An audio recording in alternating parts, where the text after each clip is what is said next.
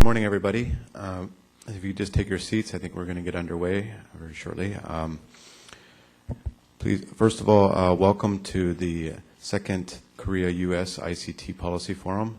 My name is Gregory Pokorny from National Information Society Agency in Korea, and just want to again thank you for coming and taking time out of your busy schedules. And we have many representatives from U.S. and Korea and other countries as well, and international organizations. This is as I said, the second Korea U.S. ICT Policy Forum, and in conjunction with the World Bank's second Korea ICT Day. We're going to approximately have about 80 participants or more throughout the day and for the forum, and over 20 institutions are represented here. As you can see in the brochure, in the program, we have 4 parts of today's forum. The first part is the opening session, and then after that is session 1, which will be dealing with knowledge-based infrastructure.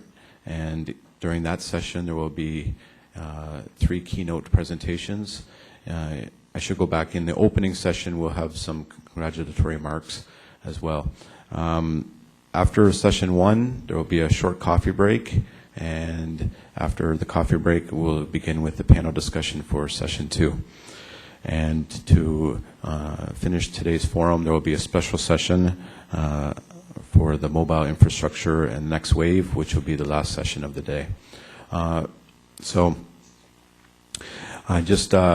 We're going to start with the opening session now, and I'll call the opening session moderator, Dr. Jung-Won Yoon from National Information Society Agency. So please give a warm welcome for Dr. Yoon.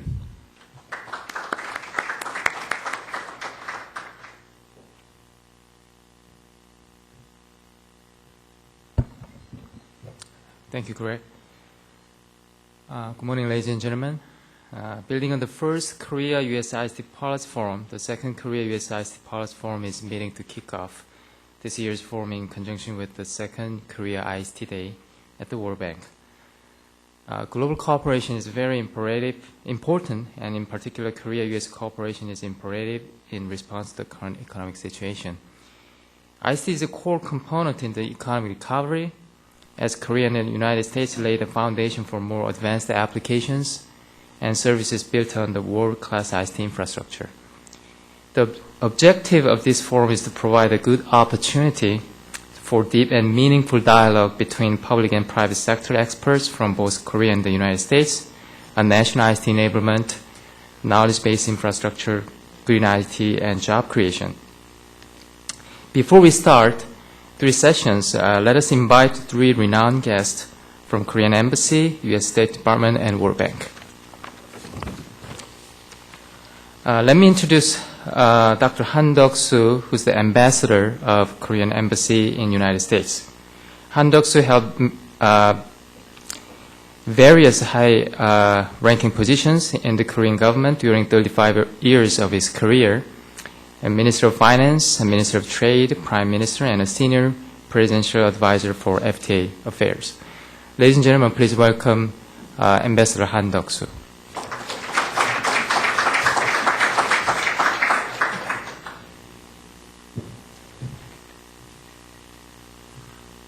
Good morning, distinguished guests and ladies and gentlemen.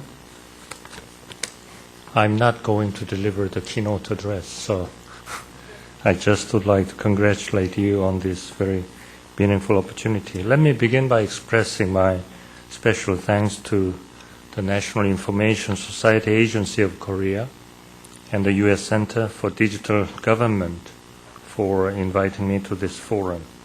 It is my great pleasure to join this event with our honored guests, Mr. Richard Beaird and Mr. Mohsen Khalil, and I would like to welcome President Seang-Tae of the National Information Society Agency to Washington, D.C. Today's forum provides us with a crucial opportunity to explore the future of IT developments and think about how to promote bilateral cooperation between our 2 countries in the area of information and communication technology. In particular, today's forum is very timely because of the efficacy of ICT as a powerful tool to stimulate the current sluggish global economy. Information and communication technology will enable us to achieve sustainable growth and promote productivity across all sectors of the economy and the globe.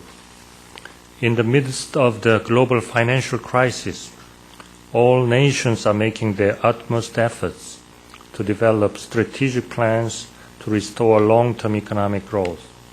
These efforts include various policies which utilize ICT in diverse areas such as e-commerce and green technologies. Fortunately, Korea and the U.S. have already been working closely together in these areas. For example, when South Korean President Lee visited Washington, D.C.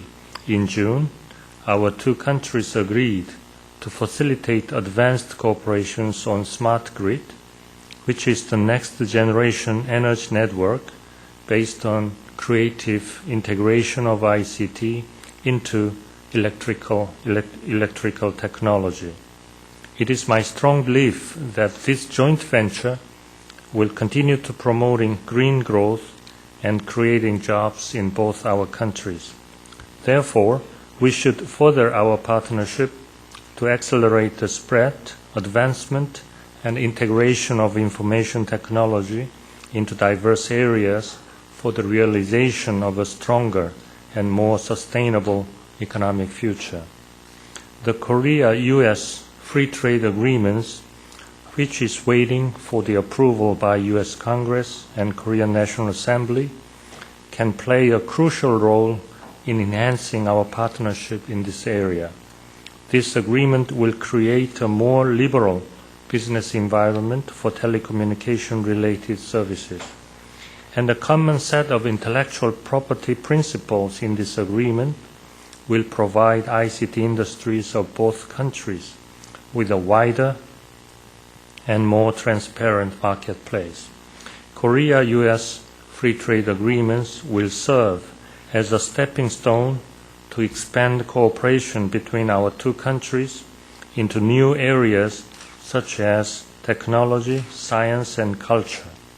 This is why we should be supportive of the Korea-U.S. Free Trade Agreement. I once again congratulate the National Information Society Agency and the Center for Digital Government for organizing and hosting this second U.S.-Korea ICT Policy Forum. I trust you all will find today's discussions both informative and enlightening. Thank you very much.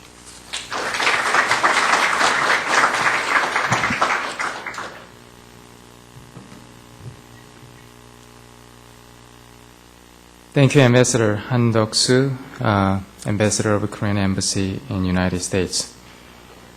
Let me introduce our next guest, Richard Beaird, Senior Deputy U.S. Coordinator for International Communication and Information Policy at Department of State of the United States. Mr. Beaird had many distinguished career in U.S. federal government. He served as Associate Administrator at Department of Commerce, representative to the ITU's Council, OECD, and APEC. Ladies and gentlemen, please welcome Mr. Beaird.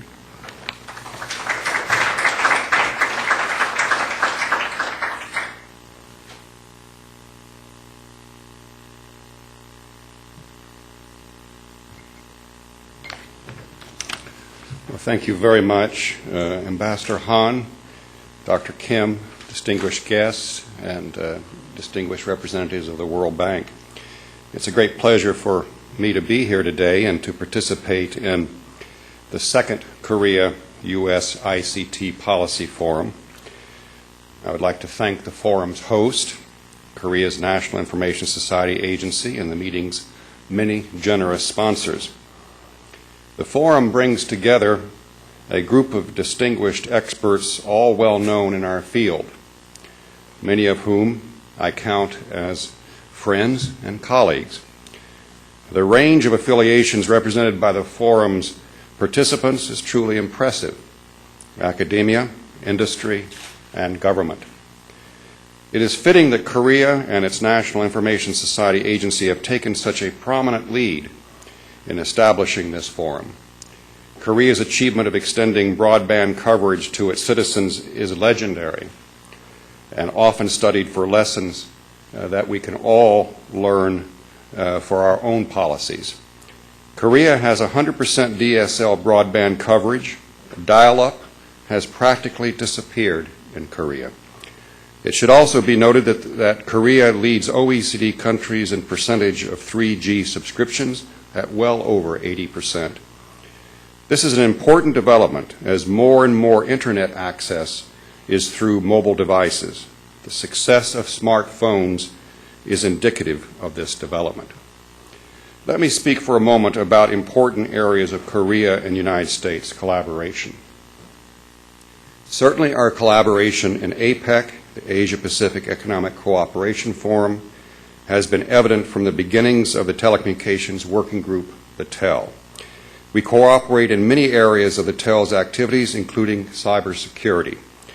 I would note Korea's excellent current project on protection of cybersecurity from terrorist use and attack. But I'd like to emphasize our cooperation at the OECD. I wish to congratulate Korea for hosting the OECD ministerial meeting on the future of the Internet economy in June of last year. This was the first ever OECD ministerial in Asia, and appropriately it was in Seoul.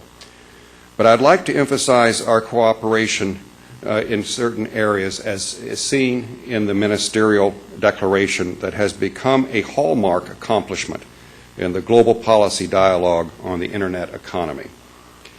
The ministers pledged to work together to promote ubiquitous access to ICT networks and services, enabling widespread participation in the Internet economy. They spoke of creating opportunities for new economic and social activities, applications and services through ubiquitous and seamless access to communication and information networks. And this means promoting fast, secure networks. But here is the crucial point. None of this is possible, as we now know, without ensuring that broadband networks and services are developed to attain the greatest practical national coverage and use.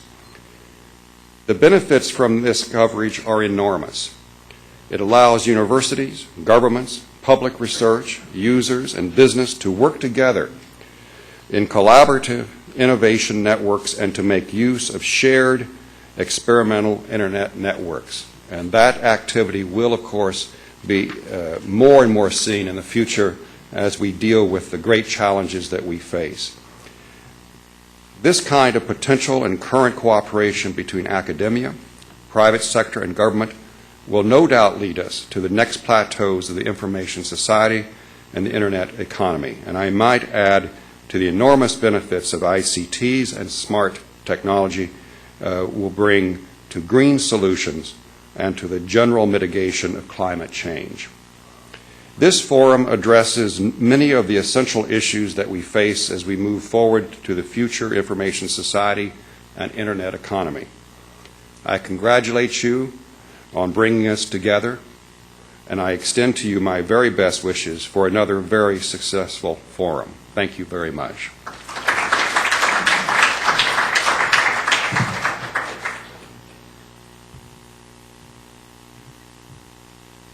Thank you, Mr. Beaird.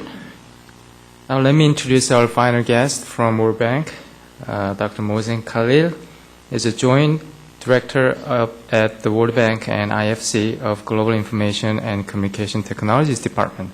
He also served as a director of IFC's regional department and chief investment officer. Please welcome Dr. Mohsen Khalil.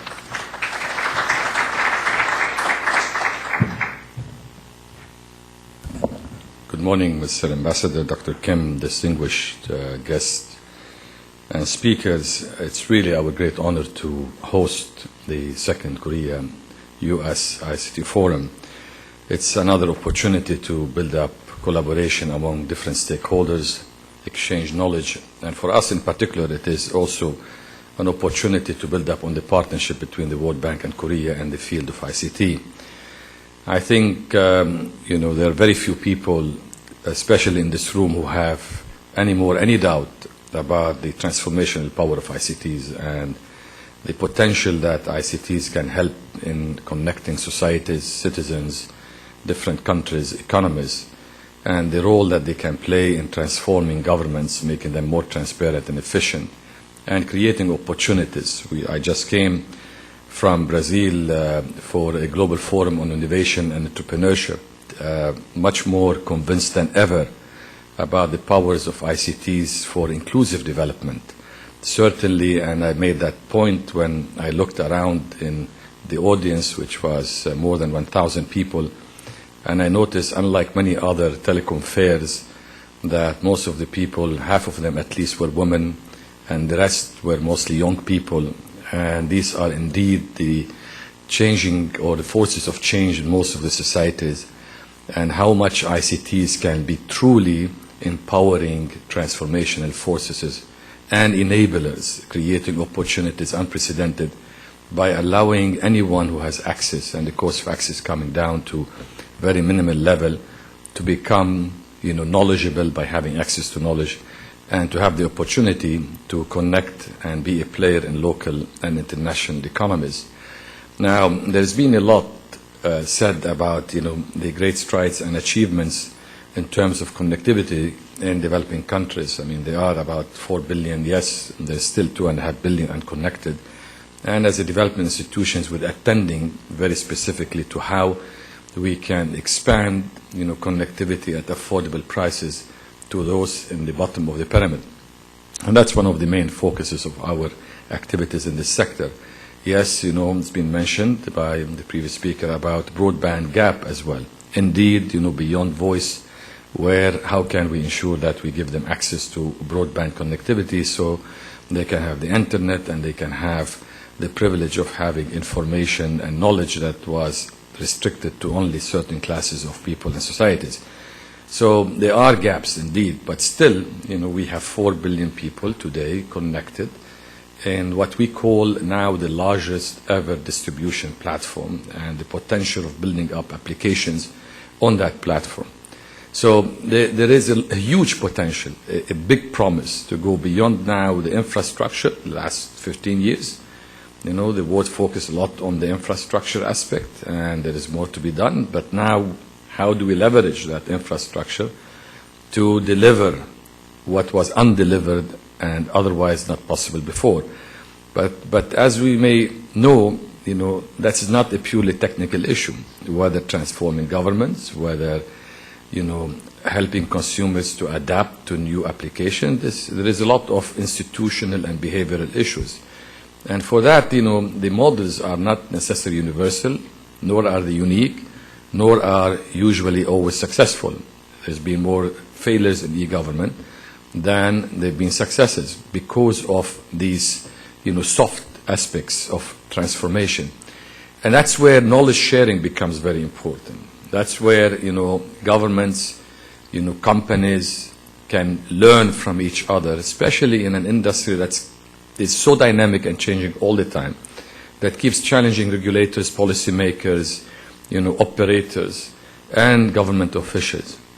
And this is a kind of forum and events, as well as a collaboration, where we can create this exchange of knowledge sharing. And in the World Bank, one of the things we are also focusing on, and also in collaboration with Korea, is to build up a network of practitioners. And we have, in fact, organized a round table that was shared out by President Zelek with the participation of industry players in order to bring about very practical partnerships for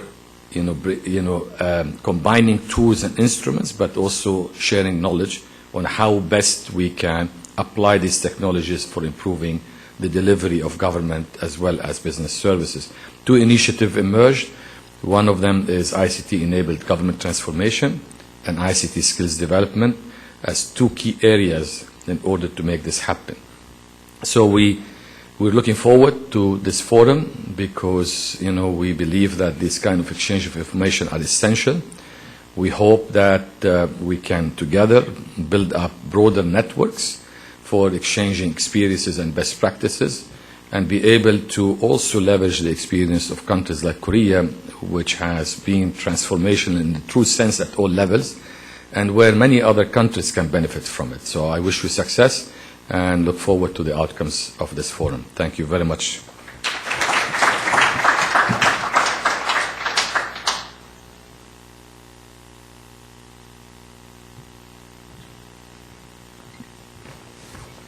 Thank you for those opening remarks by our three guests.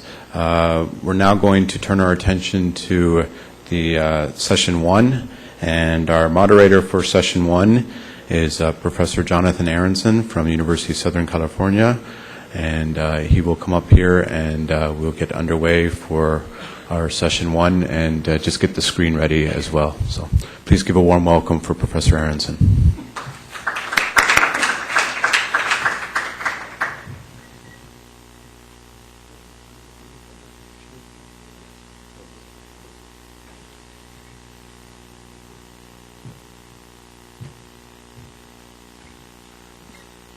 Welcome to all of you. I'm Jonathan Aronson. As has been announced, I teach and write in this area, and I was honored to address the first Korea-U.S. ICT Policy Forum last year in Seoul, which is why I get to make a return engagement.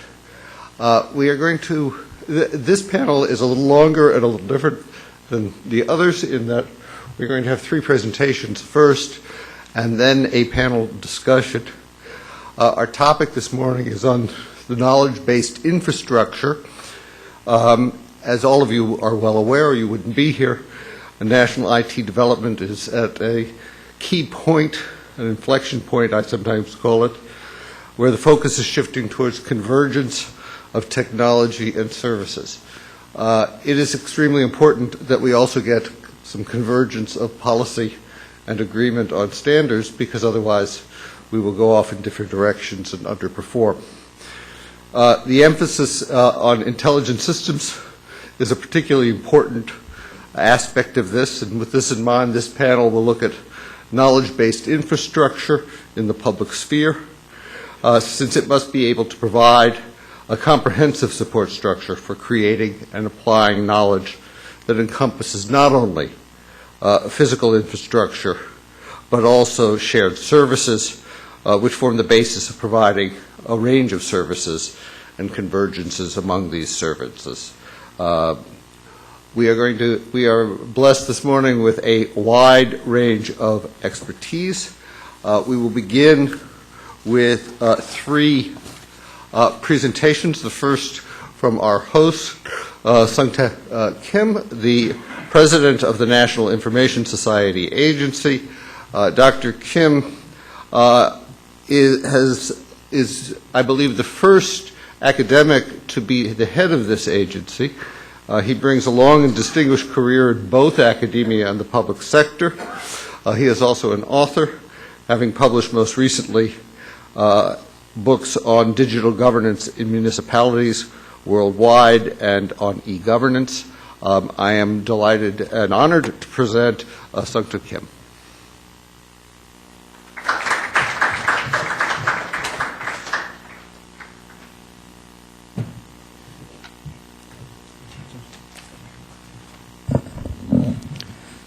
Good morning, distinguished ladies and gentlemen. It is my great honor to have a chance to present my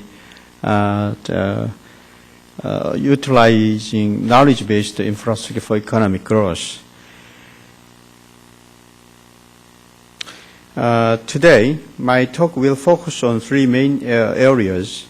First, I'm going to start by taking a look at changes in the global environment and new challenges ahead.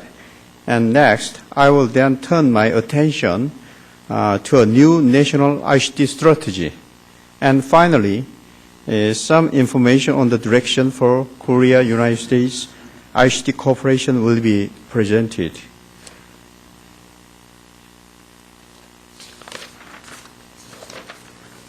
This slide gives you a little background about Korea-United States ICT Forum. We hosted the first forum last December in Seoul with an emphasis on harnessing ICT for economic recovery. Some of the topics discussed in the first forum included job creation, use of ICT for low carbon green growth.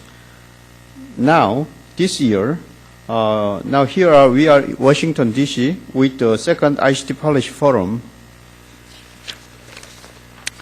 You can see from this slide what we went through in 2008, a year of crisis with an economic meltdown.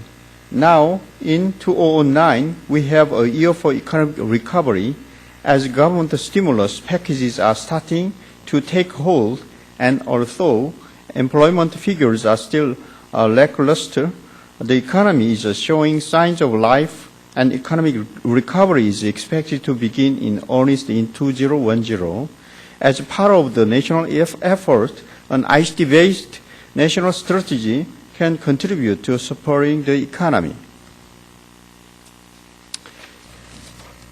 Here we have some figures showing both the economic crisis and recovery as reflected in the respective stock markets of the United States and Korea. Here you can see just how big of an issue of climate change is in the world today, with many publications devoting in-depth articles to it and the need to go green.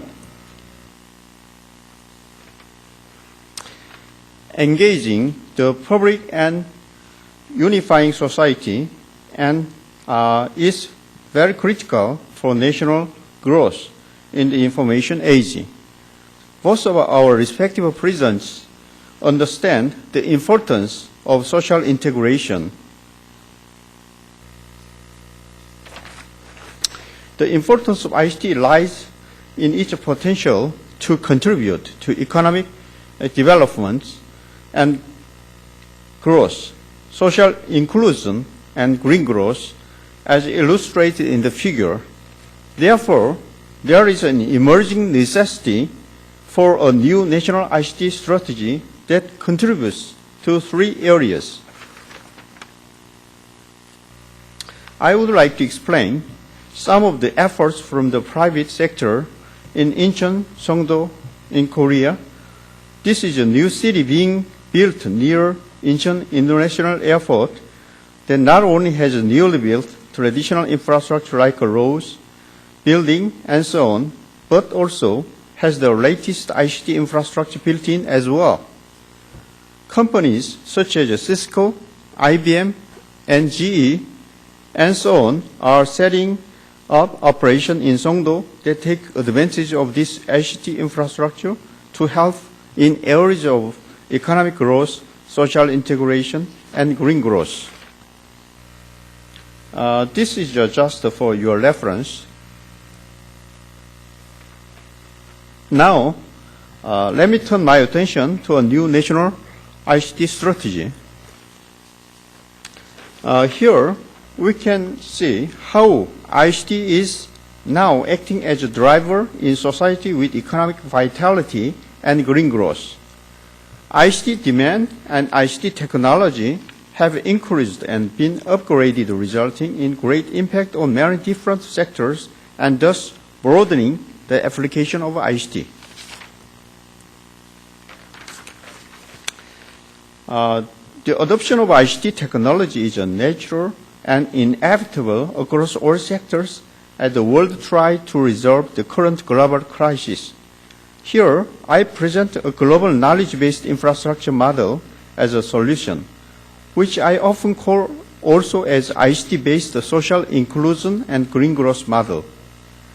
It focuses on three themes for ICT-based solution to global issues: economic stimulus, green growth, and social inclusion. As you see in the diagram, we can create business and job opportunities through the ICT New Deal and by using ICT technologies in social overhead capital. We can also utilize resources efficiently and curb environmental pollution by adopting green ICT technologies. For social inclusion, we can build a societal foundation on which all citizens share ideas and information with one another.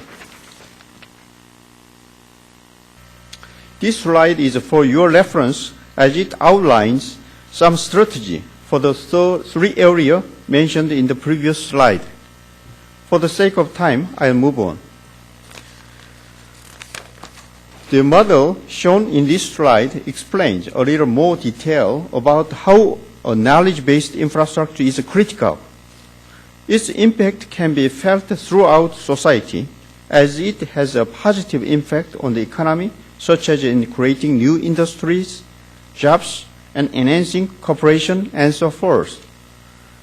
This intelligent knowledge-based infrastructure can create new values through the sharing, distributing, converging, and reprocessing of the ICT infrastructure.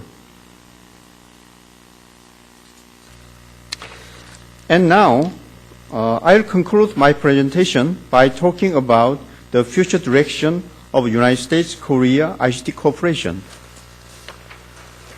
As a strong United States-Korea cooperation model can be realized through the use of knowledge-based infrastructure.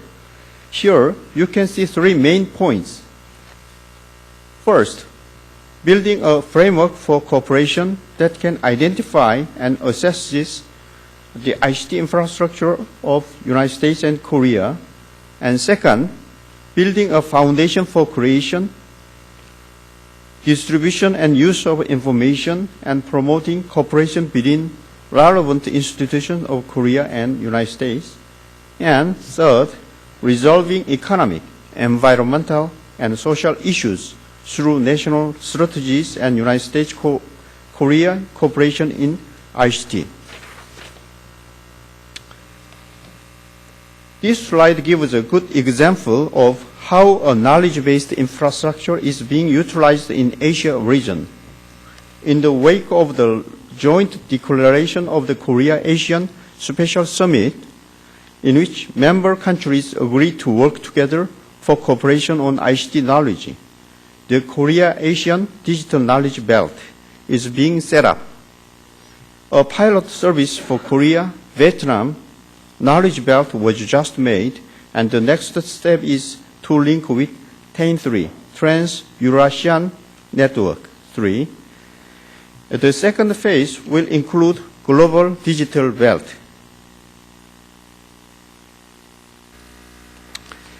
Here is a diagram showing a Korea-United States digital knowledge belt that starts small and then expands to a large G20 knowledge belt, and finally to a global knowledge belt that could include up to 200 countries. Global cooperation using knowledge-based infrastructure will stimulate economy, social integration, and green growth in Korea and the United States. Most recently, at the last 2009 G20 meeting hosted in Pittsburgh, it was announced that Korea would host G20 meeting in November 2010. Our two countries' cooperation in this area of ICT will be a basis for a common agenda to overcome the economic crisis. This is the end of my presentation. I hope this gives you a better understanding of a new era that is before United States and Korea. We can change the age of crisis into new opportunity. This area of ICT will drive mutual cooperation between Korea and the United States. And as an appendix, I put Obama leadership in the Internet era and ICT-based growth strategy as a revitalizing the economy, and green growth and social integrity, and wide use of knowledge-based infrastructure as an example. And lastly, I put examples for a combination of knowledge-based infrastructure and social overhead capital. Thank you very much for your kind attention. Thank you very much.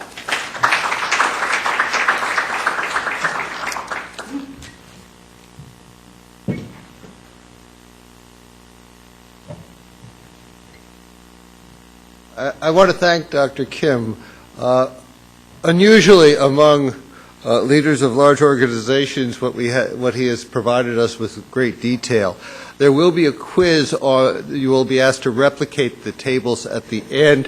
The good news is they are reprinted at the back of your program. So I think they're well worth taking some time to look at. They're a little difficult to get in a short presentation, but I urge you to go and take a careful look at the models because they're worth thinking about. I'm now happy to turn to an old friend, Jonathan Levy, who is the Deputy Chief Economist of the Federal Communications Commission. He has been at the FCC lo these many decades and is still refreshing and vital in his thinking. As Senior Economist in the Commission's Office of Strategic Planning and Policy, he is one of the great experts on particularly the media area of the Commission, but he is wider ranging. One of the few advantages of age is you actually, and particularly in this area, is that you gather a great deal more knowledge. Jonathan is going to talk about, I think, the U.S. telecommunications policy today. Thank you.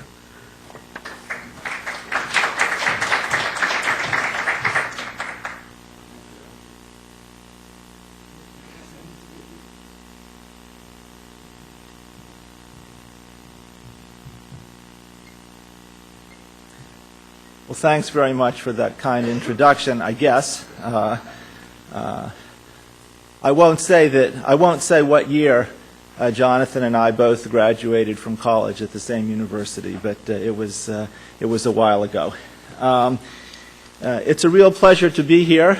A few months ago, I had the privilege of participating in a conference organized by the Korea Communications Commission in Seoul, and that's where I was able to meet some colleagues from the National Information Society Agency, and I'm very, very grateful for their invitation to me to participate in today's discussions. The topic at hand is a big one, and that's why I made my title slightly tentative, Elements of a U.S. Approach. In 13 1/3 minutes, it won't be possible to cover everything, certainly, but I'll do my best to provide an overview. This one usually gets a little bit of a chuckle as a staff person for the United States government. I'll certainly try to get all of my facts right, but to the extent that any opinions creep into the discussion, I need to remind you that those are my own opinions only. Because of the fact that the topic is much broader and deeper than I'll have a chance to discuss in any detail, I want to mention right up front two important pieces of source material that I drew on in preparing this presentation and that you may find of interest to learn more about United States policy in this area. First, President Obama's Strategy for American Innovation, which was announced and launched just a few weeks ago. And second, the status report delivered by FCC staff last month from the Broadband Task Force. As you may know, the FCC has been tasked by Congress with developing a national broadband plan by February 2010, and this extensive progress report is filled with useful information.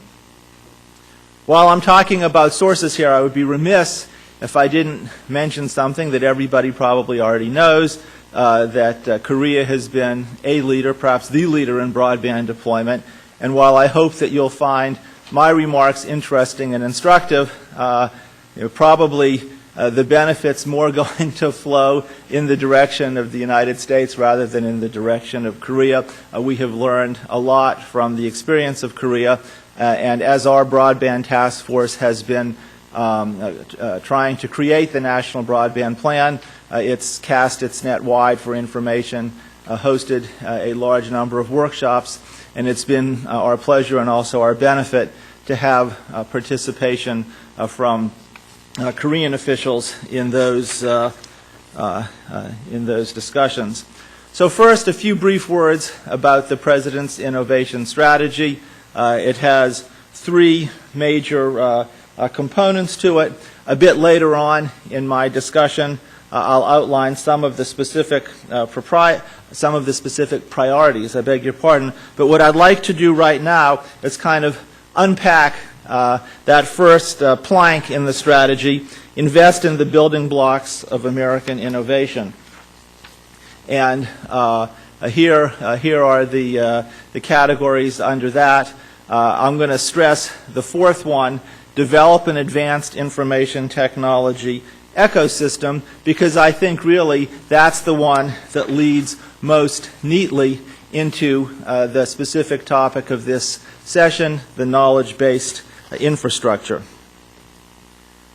So what is a knowledge-based infrastructure? I think some of us were asked to fill out a questionnaire, a brief questionnaire, in advance of this proceeding, and one of the questions kind of addressed the definition. So my own personal attempt to provide an answer to the question, what is knowledge-based infrastructure? As I said, I think it's similar to the advanced information technology ecosystem that was a plank of President Obama's innovation initiative. Suggested working definition, a knowledge-based infrastructure is one that supports applications that facilitate the exchange of information in the commercial, civic, and personal spheres. And there's a lot of ingredients to it. It's not just a matter of physical communications networks, although those are important as well, but we have to have proper end-user devices that have to be available to the entire population. We need relevant and valuable software applications, complementary human capital, and importantly, a proper legal framework. And while I don't have the time to go into great depth about what I mean by legal framework, let me mention a couple of the important areas. One is privacy. Related to that is what's called cybersecurity. My colleague alluded to the importance of proper intellectual property protections in order to facilitate investment in content production and distribution. And also, and I'll just mention this one briefly because it's sort of a hot topic at the FCC now, policies to ensure that citizens and consumers can access the content of their choice over the Internet. The catchphrase for this is network neutrality, and it's the subject of an open Federal Communications Commission proceeding. Just one very specific example of how we've learned from the Korean experience. You guys might think this is sort of ancient history, but one of the things that we noticed in studying Korean developments over the last decade or so is the emphasis that was placed not only on constructing the physical broadband distribution infrastructure, but again, making sure that end users had the equipment that they need in order to make use of the broadband platform. And quite simply, if you don't have a computer, I mean, leaving aside the important topic of wireless broadband and accessing the Internet over a mobile device, if you don't have a PC at home or access to a PC, you're not really going to be able to avail yourself of the benefits of knowledge-based infrastructure. And furthermore, if you don't know how to use it, if you don't have the sort of the complementary skills necessary to take full advantage of broadband infrastructure, it's not going to be as successful. So policies that assist end users to acquire necessary equipment, as the as the government of Korea instituted with regard to personal computer subsidies, as well as education in what they called e-literacy or computer literacy, digital literacy, whatever you want to call it. People have to have the distribution platform, they've got to have the end user device, and they've got to know how to use it, in addition to hopefully having some sort of competition at the platform level in order to keep innovation vibrant and prices reasonably low. Whoops, that's not what I wanted. I beg your pardon. You guys may have been happy to see that, but I'm not quite ready. I'm not quite ready to go there yet. So I mentioned that in addition to the President's innovation strategy, the FCC is in the process of developing a national broadband plan for Congress. It was mandated by the Recovery Act. It's due February 2010. Various national priorities are specified, and they overlap very much with the national priorities in the President's Innovation Initiative. They include health care, energy and the environment, education, government operations, economic opportunity, and public safety. Just a very quick word with regard to current broadband status in the United States. Consensus estimates from private sources that the FCC found suggested that roughly 2/3 of U.S. homes have home broadband. We've got a ways to go before we catch up with Korea on that statistic. I think it's well over 80% in Korea. We do have some issues with regard to competition. I mentioned that there are, several components of the knowledge-based infrastructure, from end-user skills, end-user equipment applications, but also, obviously, the distribution platform is extremely important. While there is, in some circumstances, important social value to regulation, ideally, a competitive structure, or at least a structure with multiple providers, if not a fully competitive one, is better for consumer welfare.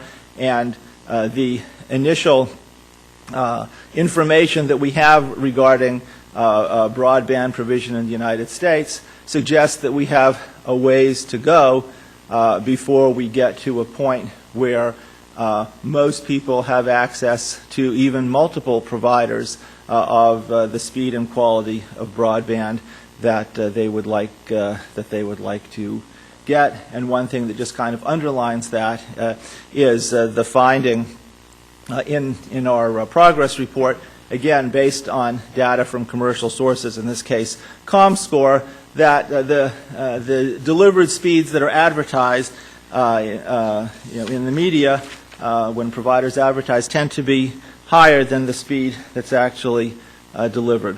Let me speak just for a moment about some of the possible applications and hence benefits from the knowledge-based infrastructure. Healthcare is an obvious one. Moving to electronic health records, which can improve accuracy and also facilitate communication among medical professionals. Remote or home monitoring of the health status of people, particularly people who are older and perhaps not so mobile, and also telemedicine to spread across the country, even to rural and less populated areas, some of the sophisticated diagnostic and other techniques that are available kind of at the cutting edge. Energy environment, my colleague alluded to the smart grid, and I would add smart home applications, and also telework.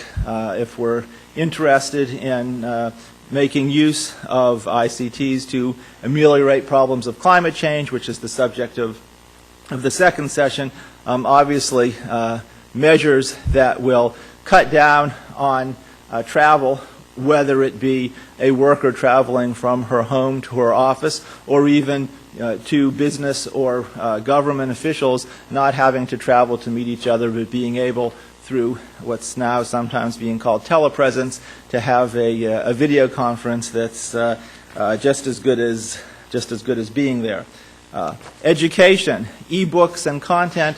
Basically, this is about personalizing the educational and instructional experience to make it most effective and relevant for students who may have differing needs and capabilities, and electronic student data management is, I think, also a value, although my children were not particularly thrilled when our local high school adopted a technology called Edline, which allowed me to go in every day and check, had their homework been turned in, what grade did they get on it, had they completed the term paper or at least turned it in, what did they get on the last test.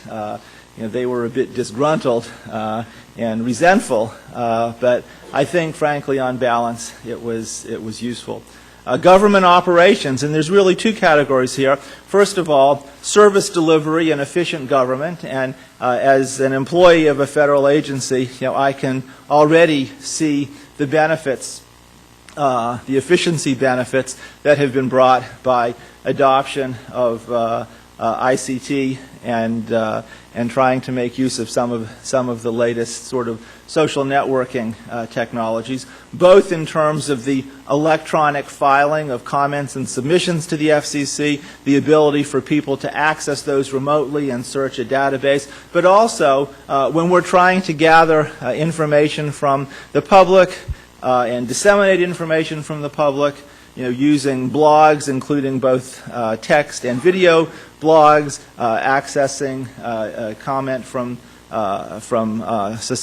members of society through Twitter, posting information on YouTube, etc. I think it actually has made the flow more efficient. With regard to civic engagement, a knowledge-based infrastructure allows citizens to better access the information that they need in order to discharge the obligations of citizenship.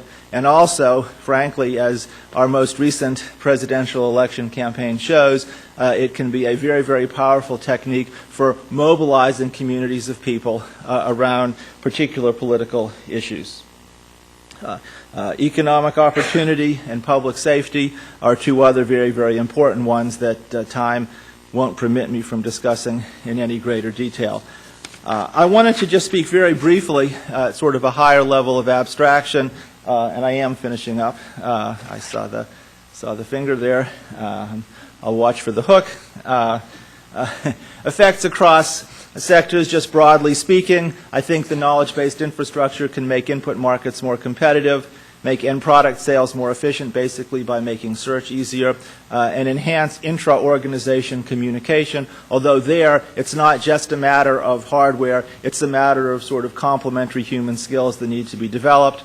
The consumer welfare side, reduce search and transactions costs for purchases, helping people keep in touch with family and friends, and just pure recreation. And I don't want to minimize the importance of that. Very quickly, some of the policy issues that face us. We don't have 100% adoption. What are we going to do about that?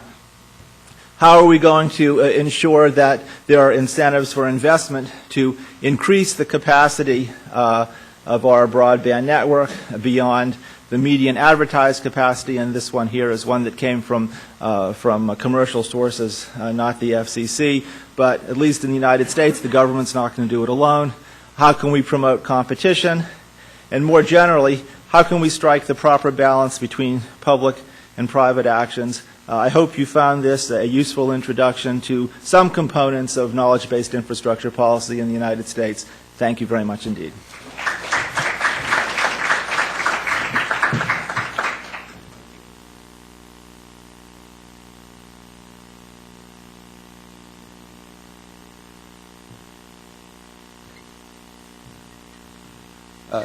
I want to thank Jonathan Levy for an excellent presentation. I note that all three of the keynote speakers today have experience in both academia and in policy, and I think it's a combination that works extremely well and is to be commended. Our third presenter before the general panel session is Dr. Jung-Ho Park, a professor in the School of Engineering, Electrical Engineering at Korea-U.S. Since 1990. He also serves as Executive Committee Chairman of the Informatization, too early, Promotion Committee of Korea, and a Commissioner of the Korea Communications Standards Commission from 2008 to 2009. Professor Park is going to talk today about the national informatization policy of the Korean government. Dr. Park.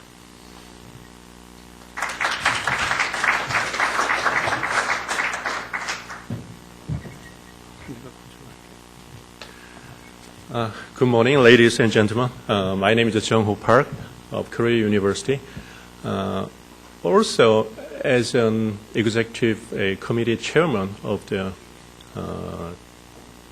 Informatization Promotion Committee of Korea, I have worked on setting up the new master plan for national informatization of Korea. Today, on behalf of that committee, I would like to present a national informatization policy of Korea government. I would like to go over the achievement of Korea national informatization and environmental challenges. Then I will introduce our vision and strategy and initiatives. You may not be familiar with the words like the national computerization or the national informatization. However, these words are very popular in Korea. Korea government has actively driven national computerization and informatization policies since 1987.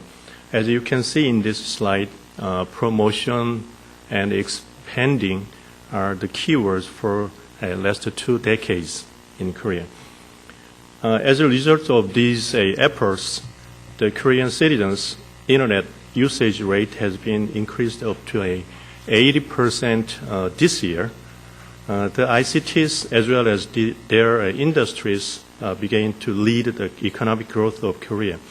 And Korea came to establish the world-class e-government.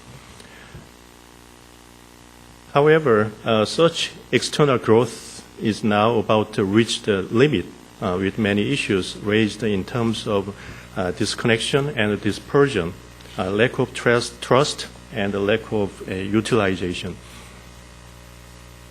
As for the issue of disconnected and dispersed information resources and services, each government agency or ministry is carrying out ICT project individually without any common framework or enterprise architecture for connecting or sharing of information resources.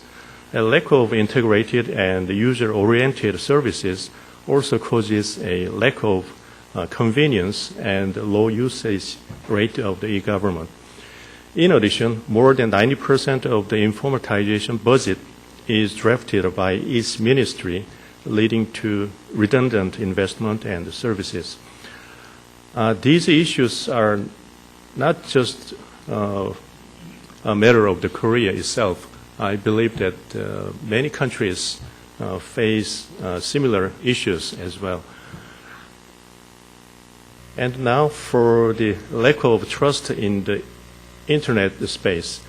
The widespread illegal and unauthorized reproduction is discouraging creativity, and the recent 6 years of illegal reproduction led to the loss of approximately 20 trillion Korean won, which is about 20 million US dollars in sales, and 160,000 persons in employment.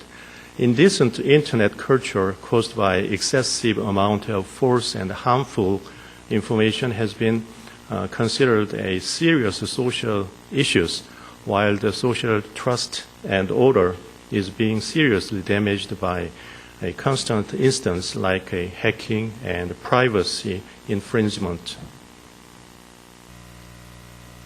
We are also facing challenges in generating added value by using ICT. The level of ICT use in business, and especially in small to medium-sized enterprise, is low.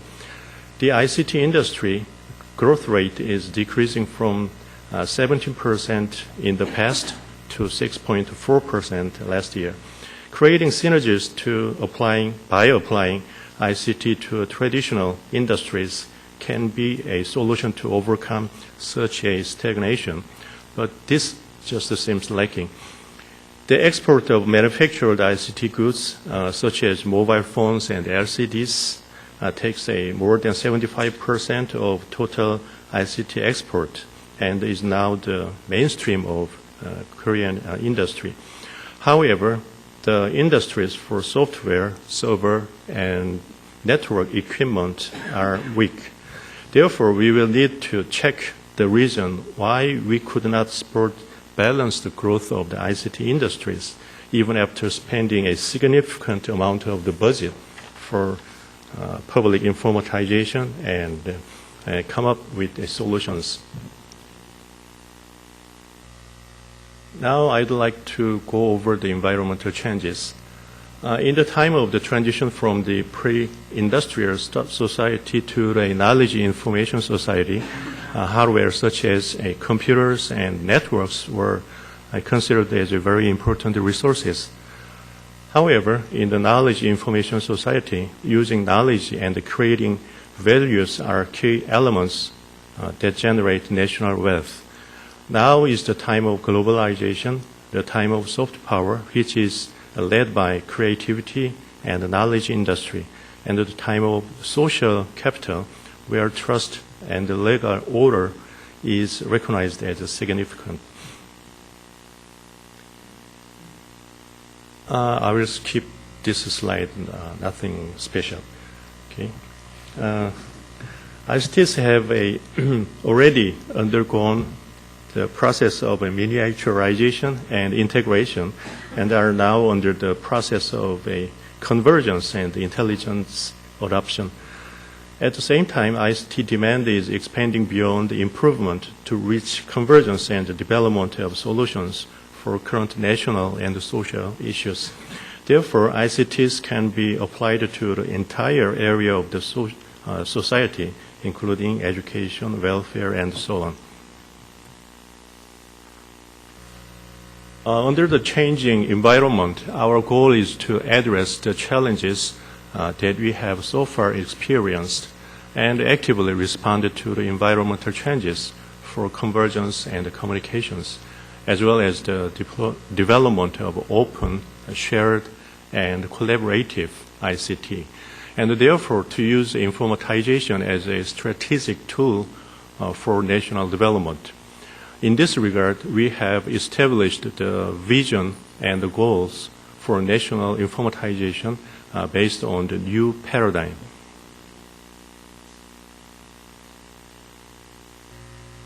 Our new vision for national informatization is an advanced knowledge information society based on creativity and trust. Creative informatization can be defined as using the cutting-edge ICT and knowledge in the creative and productive way. And this can function as the key drive for establishing an advanced and leading country that is also strong in economy. Also, through trust-ensured informatization, we can enrich our culture in the knowledge information society to make it safer and mature. To realize the vision, we have set 5 goal areas based on the creative soft power and the cutting-edge infrastructure for digital convergence as 2 engines. We will forward advancement of the public, the economy, and the society through establishing the smart government, making people prosper through digitalization, and building a trusted information society. As a strategies to realize the vision, we have decided to change the promotion-oriented policies that have been the key for informatization of the past 20 years to utilization-oriented policies. Change the disconnected and dispersed informatization activities to seamless and converged activities. Change from promoting informatization, focusing on positive effects, to actively respond to negative effects of informatization, and to transform the promotional framework from government-led informatization to people-government collaborative governance. This slide shows the list of subjects related to the first strategy. I will go over these the subject a little bit later, so I just skip this. These are the subjects related to the second strategy. This slide for third strategy, and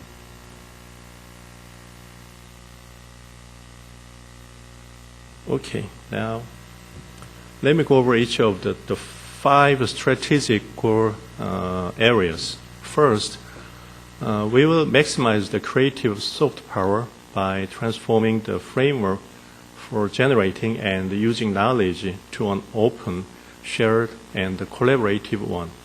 Major projects include establishing a national knowledge infrastructure for overall use of knowledge resources, fostering specialized soft power clusters for each social area, and strengthening intellectual property right protection and promoting its a sound utilization. Second, we will establish the cutting-edge infrastructure for digital convergence. Major projects in this area include creating the next generation network to provide a convergence services with high quality, establishing intelligent SOC by applying cutting-edge ICT to roads, ports, and other infrastructures, and expanding the ubiquitous cities and their services. Third, we will transform the government to a smart and efficient one that communicates with people and spurs a value creation of businesses. Through projects such as integrating and connecting civil application services relating to multi-agencies in a user-oriented or user-friendly way, saving budget through efficient integration and management of government-wide information resources, and establishing national enterprise architecture and information resources sharing system. Fourth, we will establish a trusted information society by creating a sound and mature cyber culture and increasing safety in each and every part of people's daily life. Major projects include strengthening public relations and education for creating healthy information culture, improving the environment for the socially challenged, such as disabled and the elderly, and establishing an intelligent disaster prevention system. We will make the efforts to help ICT industries break from going separate ways, but integrate with traditional industries and grow together so that people will be able to prosper through digitalization. By spreading green ICT for low carbon green growth or constructing energy-saving ICT infrastructure, and by providing advanced medical, welfare, culture, and educational services using ubiquitous ICT, and by improving ICT project implementation method, we will facilitate the industries, in particular the software, server, and network equipment industries. Presently, we are in the process of reorganizing the Informatization Promotion Committee of the Prime Minister's Office as Committee for National Informatization Strategy directly under the President to strengthen the role of the committee. I look forward to seeing you again in Seoul next year's forum as a member of new committee, hopefully. Thank you very much.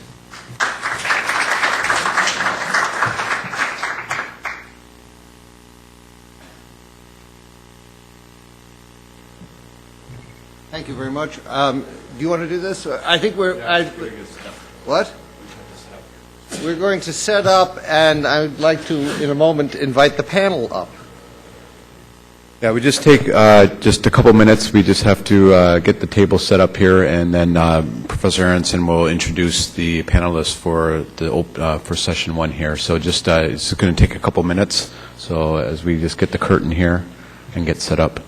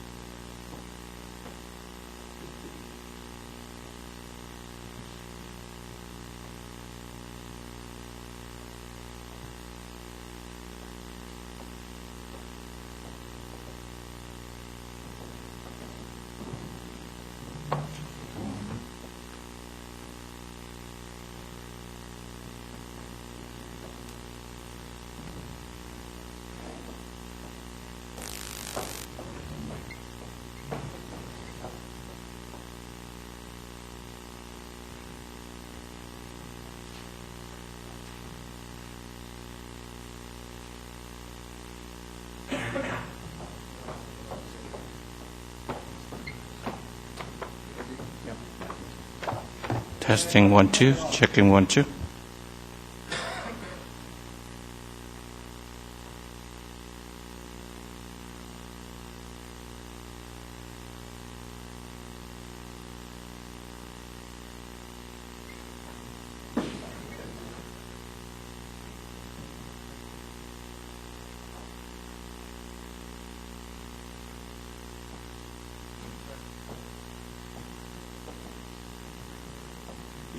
Yes.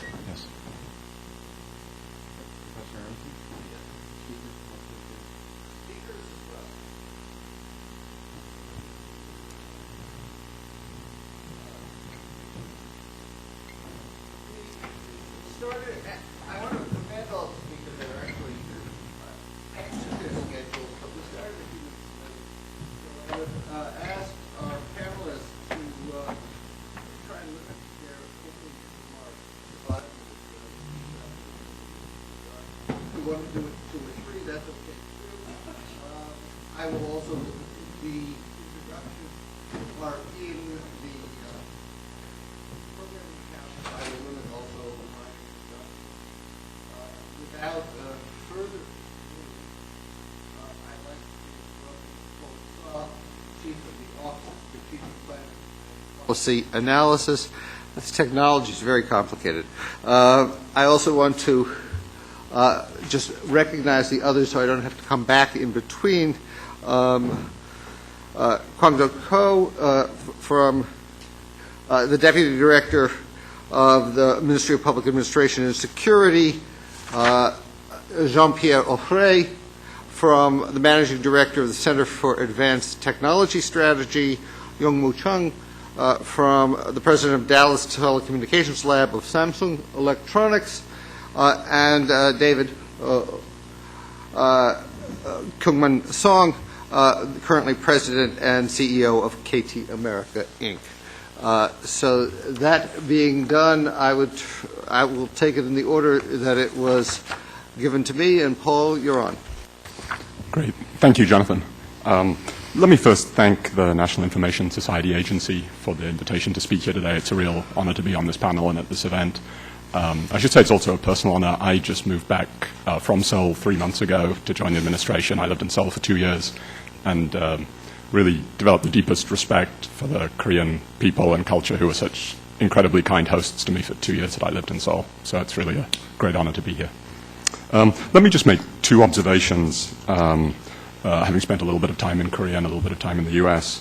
The first is that, as Dr. Kim said, the value of the ubiquitous deployment and adoption of ICT infrastructure in Korea is really a amazing thing to see in person, and it's something that we in the US would really like to emulate. There's two parts to it. First is the quantitative part, so the economic growth that we're going to be talking about this morning. But there's also, as importantly, the qualitative part, the value to society, to see the way that the children in Korea interact with technology, to see the way that elderly interact with each other online through Korean chess tournaments and other ways that reduces the social exclusion and sense of isolation for the elderly, is really, truly amazing. And I think one thing that we shouldn't neglect is the qualitative part of ubiquitous ICT deployment, which is a great benefit, but sometimes harder to measure than economic statistics. The second observation is that the US and Korea are, I think, extremely natural partners with respect to ICT development. Working with many Korean companies, I know they regard, like GICT and Samsung, regard the US as an extremely important strategic market, an avenue for growth outside of Asia. For many US companies, Korea is an extremely natural home in Asia. It's very obviously convenient geographically. It's a source of such enormous innovation and technology that it's a very natural base for US companies in Asia. Just to finally echo a little bit of what my colleague Dr. Levy said about areas of US policy. In the US, we're at a real constitutive moment, a real turning point around our ICT infrastructure, both with respect to fixed broadband and mobile broadband. So with respect to fixed broadband, the plan that Jonathan mentioned that we're putting together for Congress, which is due in February, is really trying to understand how to accelerate the deployment and adoption of broadband infrastructure in the U.S. for all the national purposes that the speakers this morning talked about, for health, for better government, for education, for energy, and all the other national purposes that broadband as a generalized technology can facilitate. And the last thing I'll say is the other part of that plan is around spectrum for mobile broadband. Again, one of the amazing things in Korea is ubiquity of the mobile infrastructure and the capacity and the ways that people interact with it. And for us in the U.S., the sort of coming spectrum crisis is a potential constraint on emulating that kind of development. And so the other part of the puzzle is thinking about spectrum usage. So on both of those topics, I'm sure we'll discuss on the panel, and I'll learn a lot this morning. So I'll stop there.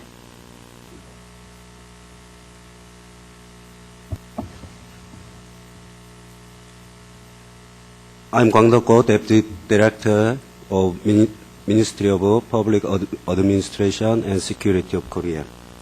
It is both an honor and pleasure to take part in this forum here in Washington, D.C., and have the opportunity to share the strategy and the experience of Korea and U.S. concerning knowledge-based infrastructure, green IT, and so on. We face the era of change and innovation. The world economy is rapidly transforming into a knowledge-based economy. Fossil fuels are giving way to low-carbon green growth, and soft power is standing out as an engine for the creation of national wealth.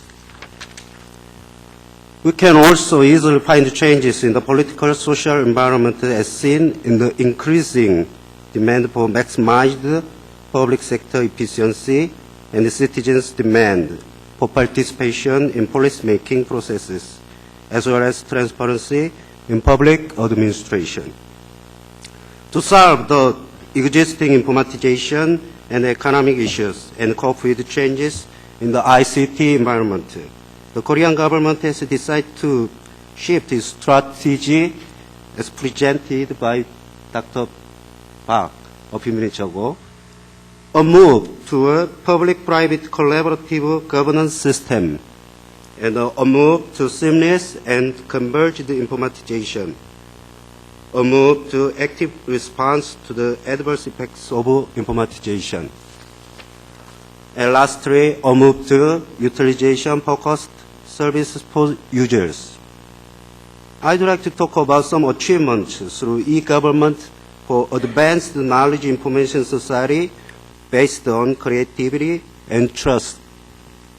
Firstly, use of electronic documents has become standard practice, and most administrative business such as personnel management, finance, and procurement are being handled electronically. This greatly enhances the overall efficiency of government administration. All central administrative organizations have introduced a standard business process system, which is called Onnara BPS, to record all decision-making procedures of the government, thus significantly increasing transparency of administration. Secondly, the age of civil service processing at home has been fully ushered by implementing integrated online civil service processing channels and enabling notification, filing, and payment of taxes via the Internet. Various corporate activities are supported efficiently by means of a single window for corporate support and processing of logistics, customs clearance, and online trading. Thirdly, people can participate in the government decision-making process more easily through a single window linked to all administrative organizations that provides comprehensive civil services and receives public suggestions. People can request and check a wide range of administrative information online easily. Lastly, the government's integrated computing center comprehensively manages all information systems of the government, improving its capability to respond to system errors and security threats. Thank you for listening. Thank you. Thank you. Thank you. First, I'd like to thank Dr. Kim and the National Information Society Agency for the very kind invitation to speak here today, and also thank World Bank for hosting the day's events. I'd like to comment on two areas of potential U.S.-Korea cooperation in IT infrastructure, cooperation in combination with World Bank and United Nations and other NGOs. They relate to IT executive leadership and building sustainable projects and project systems. Last year, depending on the estimates, there was between $500 billion and $1 trillion spent on IT infrastructure in developing countries. This was resulted in many good projects, some projects that weren't so good. One area, though, that's really missing is, even with all the good projects, there's very limited instances of complete and comprehensive e-systems and successful e-systems. There's some in developed countries, but not that many in developing. And part of the challenge is developing IT executive leadership and associated institutions and policy frameworks for these leaders to succeed. Some of the areas that are particularly challenging, one of which the World Bank is working on, is developing IT leaders and linking them and connecting them to the policy leaders in the country. There's a very high correlation between e-government success and national policy leadership interest in IT and connecting these two sets of leaders. There's some interests around the world in doing this. There's some examples in Thailand, for example, of linkages, but I think it's a tremendous initiative. Another area is actually the development and building of e-leaders in conjunction with e-government stage, starting with e-champions to defining CIOs in government, such as Philippines is doing, and then moving from there to cross-agency institutions and cross-agency coordination, as many countries are trying. Lastly, project-specific-wise, there's many fantastic projects in e-health and e-education and e-government in developing countries and developed. Even with all these fantastic instances, many of these projects don't appear to be sustainable, and many of them aren't replicatable in a cost-effective way, particularly in the areas of education and mobile health and some in e-government. And I think that's a fantastic area for Korea and U.S., World Bank and UN, is to contribute to how to make these projects, take them from the project basis to more sustainable across countries and across municipalities.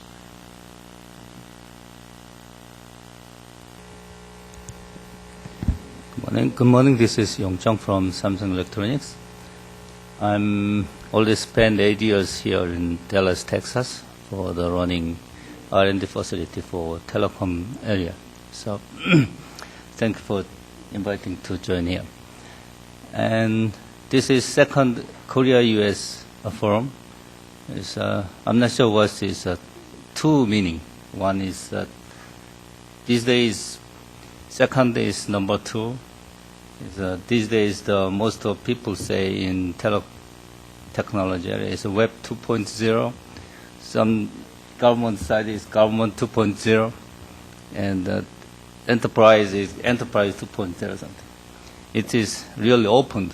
So even second forum, I think is really open space, and even we are panel here, but everybody, you are panel, you can join in with family. And so I feel here to live in 8 years, and the most important thing for most of people is really a job. I don't know what is job, what is the opportunity of a job, and how can you make grow job, and many things. But I am very lucky to, I have chosen for IT-related job from the first time. It's in 1978 to start switching system. And every time, most of the generation is changed, and IT business and IT technology is exploded always.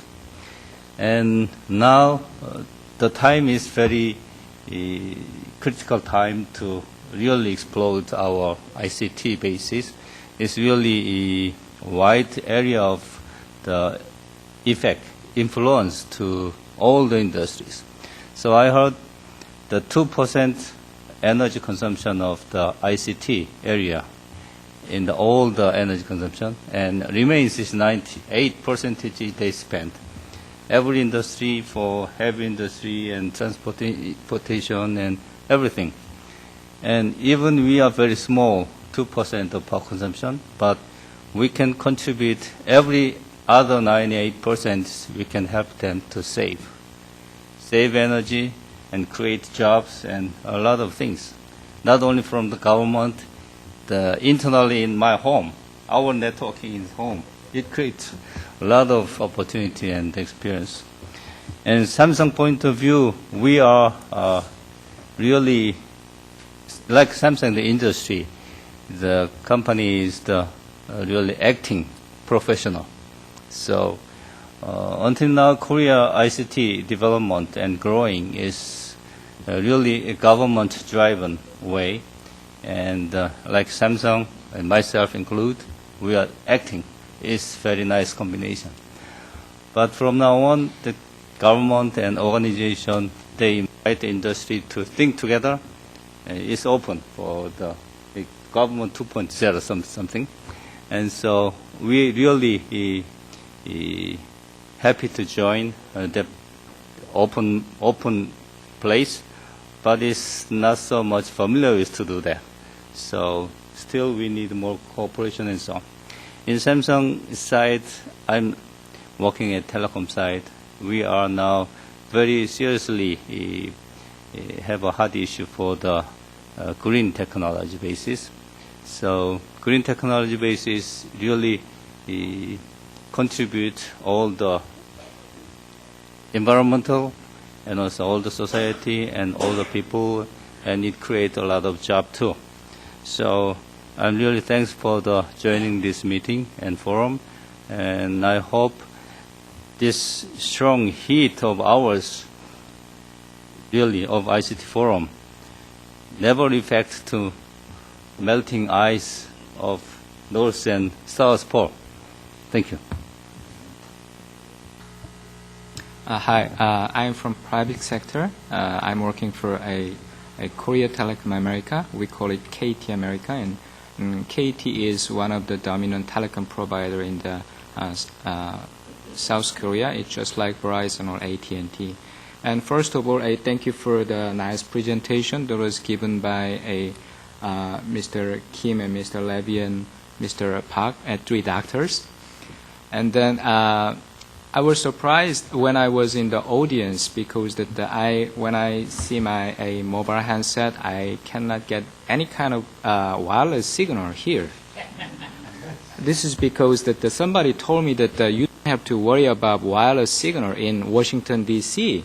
Unlike the other cities, because that's only because the FCC is located in the Washington D.C. So that you don't have to worry about that. But I can say which telecom operator that I use, but I can say that I use iPhone here. Yeah. Well, so everybody knows that the ICT is very important in our everyday life and our economy, and it spurs economic growth and green growth and social integrity. That is already mentioned by Dr. Kim. But knowledge-based infrastructure is important, but it should be over the physical infrastructure. So there is two things. One is the physical infrastructure, and then the other is the knowledge-based infrastructure. And the physical infrastructure, it's a broadband network, and it's a wireless network, and it's some kind of a RFID, USN, or GPS we are already familiar with. And that the knowledge-based the infrastructure, it was already explained by Dr. Levy and then Dr. Park, that the smart grid or the disaster prevention system, it's one of the applications. And then the video conferencing is one of the very popular applications as a knowledge-based infrastructure, because the KT has a lots of subsidiaries all over the world, so that we do have a very regular video conferencing all over the world, so that about 10 or 15 countries we met each other through the video conferencing. So it is very effective to promote our communications in our company. The challenges for U.S. and for Korea, it's a little different, because we do have a different strengths. In Korea, we have a very advanced infrastructure. Like we do have 100 megabps broadband connectivity to each home, compared to about 10 megabps in U.S. So I think that the main focus, the main priority is a little different. So that the main focus from the perspective of U.S. is how to get a advanced broadband connectivities or advanced infrastructures. But the challenges for Korea is how to get a more advanced applications, because we already have a very sophisticated and very advanced infrastructures. So we have to make most of the strengths that each country has. So how to collaborate between Korea and U.S. I think that we have different strengths. The Korea has we have a fast the job experiences. So we are always fast. We are supposed to be quick. That's why we have a advanced physical the infrastructure in Korea, and we have energetic, and we are always energetic, and we are passionate.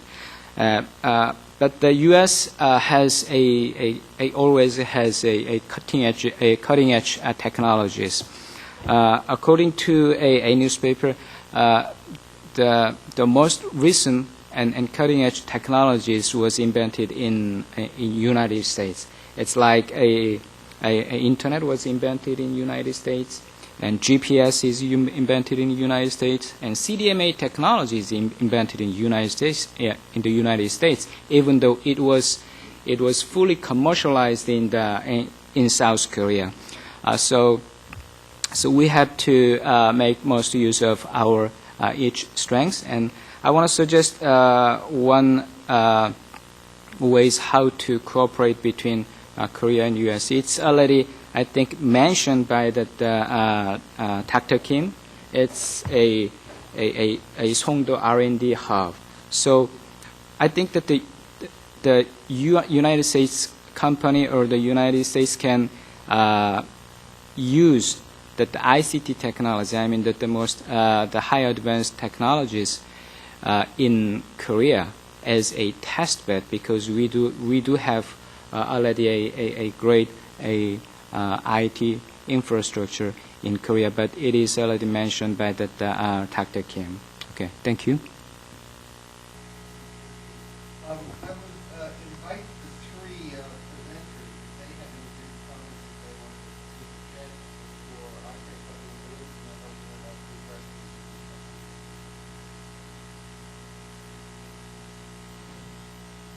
discussion. Me first? Okay. Thank you for your comments and suggestions. And there are many good ideas to cooperate within the United States, Korea, especially. We have some strengths and weakness, as you mentioned, and especially the initiative of Obama. As you know well, 100 Mbps broadband to all households by 2012, we have already fulfilled in Korea. So we can share many the policy experience with the United States, Korea, and better government transparency. As Dr. Park mentioned, we have some e-governance initiative already. So in terms of e-governance, also we can share our experience. So our next agenda should be more concrete for the project. We can share our knowledge. So in the wrap-up session, I would like to suggest if we can find more concrete project, how we can cooperate in terms of knowledge-based infrastructure in the United States and Korea and e-governance. So I will be delighted with the more agenda for the discussion. Thank you.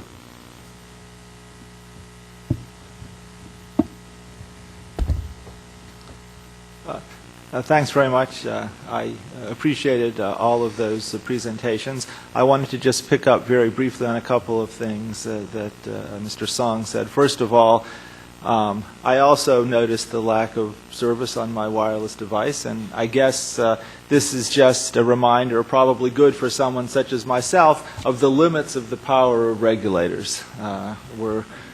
We shouldn't assume too much about the power and influence of regulators. One other thing with regard to regulators, they're sort of always trying to play catch-up, where all sorts of developments, both market developments and technological developments, generally outpace our ability to understand and react to them. And so I wanted to actually toss out a question that I hope we can discuss at least briefly. There were a few allusions to the 100 megabit per second network infrastructure, and I'd be interested, because my colleagues at the FCC are trying to sort of plan ahead and anticipate. I'd be interested in a little bit more specific discussion of the applications that people are utilizing on the Korean network that actually require this very, very high capacity. So if that can be part of our future discussion, I would appreciate it. Thank you very much. I'd like to let you know the good case of a practical collaboration between the United States and Korea. As you may know well, there is the Bell Laboratories in New Jersey. Bell Laboratories is setting up the research center in Seoul in collaboration with the universities and the National Research Institute of Korea, especially the ETRI, if you know. And that project is hosted by the Seoul Metropolitan Government. So in the area of the communication technologies. So not only there is the collaboration between United States and Korea in the area of policies and kind of things, but in addition to that, if you take a look at in detail, there is a practical collaboration between the industries and academia of the United States and Korea. So I just let you know that there is a good case of it. I will take Dr. Levy's question to Dr. Song as a first question in terms of what is being used with the 100 megabits per second beyond presumably downloading movies. Yeah, that's the main concern that we had about 3 years ago, because that even though we do have a broadband network, the key point is how to use that network. So how to put our applications on the advanced network. So that's why we are doing a IPTV service. We are doing a pay TV service over the network. So that I think that the Verizon and AT&T, they are providing their IPTV service in the United States, but they have a difficulties in providing their services because of their lack of a infrastructure, because it needs lots of money for them to invest in the infrastructure. So they have to provide a fiber optics to the home. That's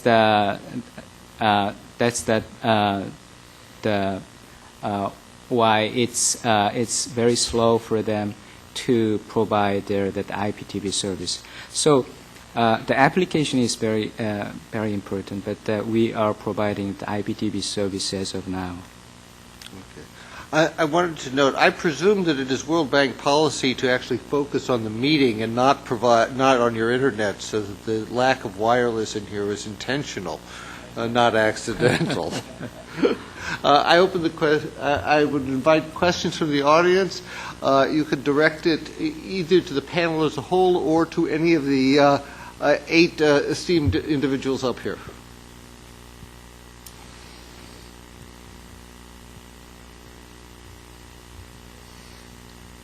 I'm not an ICT. I'm an economist at the Federal Reserve. And please identify yourself. Okay. Yeah, I'm an economist at the Federal Reserve Board. My name is Jinil Kim, and as a user of the ICT technology at the central bank, and as an economist, of course, we are mostly concerned about how much ICT has improved the U.S. technology and then potential growth in the last 30 years, and how much it will in the next 10 years. But that's my problem, not your problem. So let me figure out that later.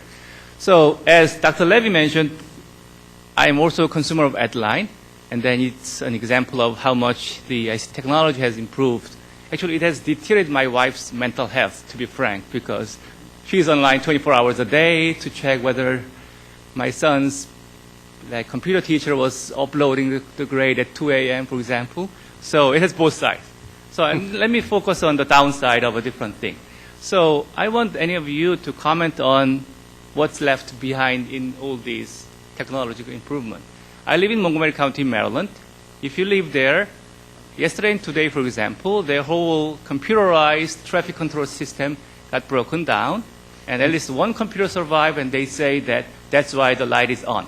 If even that computer is broken, then we have the red light all over the county 24 hours. So, and then since the computer is broken down, they cannot fix it because the computer is 30 years old. They cannot find the right part from around the world because it's such an old computer system. So I believe this is not the unique example, and then it must be there are a lot of areas left behind. And then I don't know how, as a government policymakers and then as a firm CEOs, how those risk analysis is done in actual world so that those kind of things do not happen. Improvement on the front side, that's really great, that's important. But how to control what's left behind, which could be more important for a regular normal user. I think that's, I haven't heard anything about that, and then any comment from anybody would be appreciated. Anybody want to take that?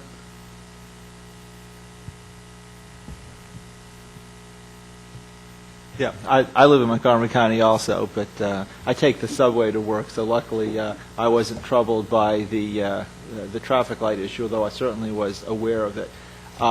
Let me make two responses to your question. First of all, I think the specific example that you gave is really a reminder that it's necessary and important as we plan this knowledge-based infrastructure to be aware of the full costs of the network. And I think really what you're talking about is a lack of backup capacity or redundancy in the provision of a particular service. And I think it's just it's a good reminder that if we're really going to rely on an infrastructure of this nature, we have to make the necessary investments to maintain its integrity. And we already spoke briefly about things like security and privacy, but also there's sort of the more straightforward, capital upkeep and depreciation. In terms of what's lost, what's potentially lost, I'd like to focus on a phenomenon related to civic participation, because one of the consequences of a knowledge-based infrastructure for things like gathering news and information is that it allows for and facilitates disintermediation. That is to say, instead of me just going to a newspaper where someone else has aggregated news and opinions and put them into a bite-sized format for me, it's possible for me to use this knowledge-based infrastructure to go directly to individual sources. And there's a certain amount of a little bit more than anecdotal kind of social research that suggests that this may be leading to a kind of polarization where people tend, when they have the choice, to gather information and go to information sites that perhaps reinforce their pre-existing perspectives rather than being exposed through a mainstream bundled medium to a wider range of perspectives. So I'm not sure that this is something that we've sort of lost yet, and maybe we'll never lose it, but I think as we consider the social consequences and the consequences for civic engagement of the knowledge-based infrastructure, it's important to ponder this. My point isn't related to the instance of the traffic system in Maryland, but it's back to leadership and institutions of IT leadership. The CIO in Montgomery County is a political appointee, and they've had quite a bit of changeover in that post over the last several years as governments have changed. And I think you can contrast some of the progress in Montgomery County with other counties and other governments that have more stability and high-end information technology leadership. And I think over time, at least in the planning and execution, it can have an impact.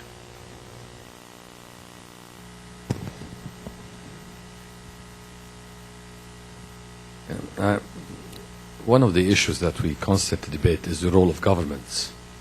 To what extent the government has to be proactively engaged if we want to realize the full potential of ICT for development. If we look at the results of Korea, I mean, Dr. Kim just said that we are already where President Obama wants to be in 2012. The U.S. has followed not only network neutrality principle, but technology neutrality principle, meaning that the private sector will choose the standard and the technology, while Europe adopted the GSM. It became more prevalent in the world. So really the fundamental question, if we want to realize the full potential of ICT and as an enabler for development at all levels for social inclusion and for a knowledge-based economy, to what extent the government should lead in a catalytic way this effort, or can we rely fully on the private sector to do it? And what are the pros and cons for the different approaches? Paul, do you want to take that one? So I think, if you have the two extreme cases where the government is doing everything versus the market is doing everything, obviously the answer is somewhere in between. And where in between, I think, obviously varies by country and culture and starting position and resources of the government and resources of the private sector. I think for us, at the moment, our task is essentially to be a gap filler. So if you think about broadband in the United States, for example, clearly the private sector will take care of some extent of it, some proportion of it, probably around, as Jonathan said in his presentation, 70 or 80% of people will have, by the private sector, by the cable companies or the phone companies, broadband of 10 to 25 megabits per second, which is probably good enough for most applications that are required in the near term. The question for us is the remaining 20%, which the market won't get to, what do we do, right? How do we facilitate those people getting broadband also? Because I think, to go back a little bit to the previous question too, for us there's obviously costs and benefits of progress, and new technologies as they filter through society have implications, but the costs of exclusion are far greater generally than the costs of the cost versus the benefit of the people who are adopting new technologies. So for us, we're much more worried about the 20% of people who will not get broadband through market mechanisms versus the potential downsides of the 80% who will. Dr. Kim, would you like to comment?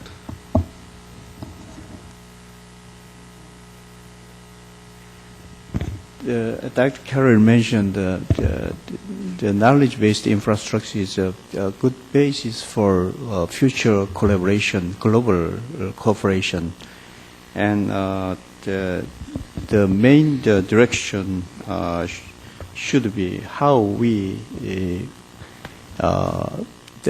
share our knowledge for the future right direction. I selected the direction as green growth and social inclusion and economic stimulus. So the more important one is how to make the governance structure among the public and private, and what is the role for that kind of policy-making process and implementation process. In the process of that whole from the initiation to implementation, how can we internationally collaborate would be main issue. So for that, in our seminar, for that, how we collaborate, United States and Korea, can help each other for policy making and implementation strategy is main issue.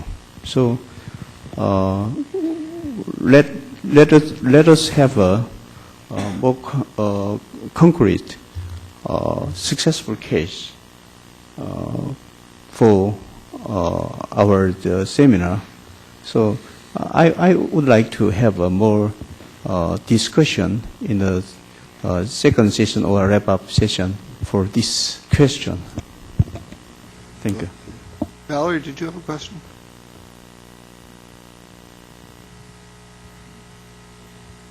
Thank you, Jonathan.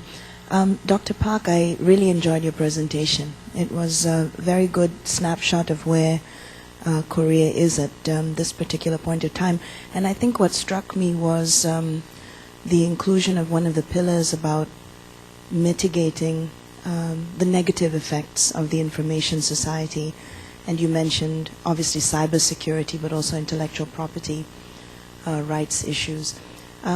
I think as those of us in the development community are trying to spread the benefits to those who still do not have access, and spread concepts and notions of ubiquity, knowledge societies, What would you say are some lessons that developing countries need to think about so that they can probably plan for or anticipate some of these potential negative effects?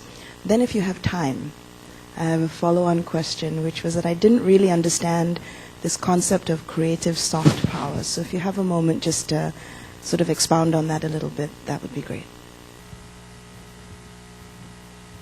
Okay, that's a very good question and very difficult task. How to respond to the negative effects of the information society.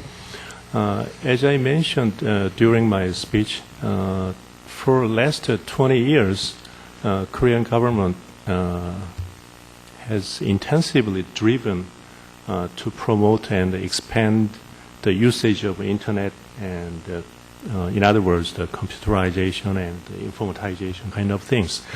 So to promote and expand the usage of the internet and the e-government, there was a lot of room. In other words, the laws and the regulations are not well prepared for the negative effects. And at that time, nobody knows what kind of negative effects will be there.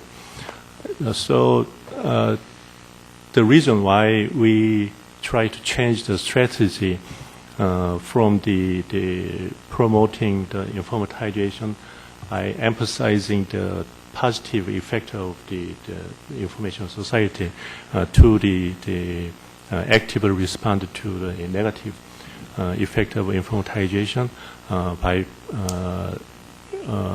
the preparing the laws and the regulations and the other structure of the society to make minimize the effect of the negative effect.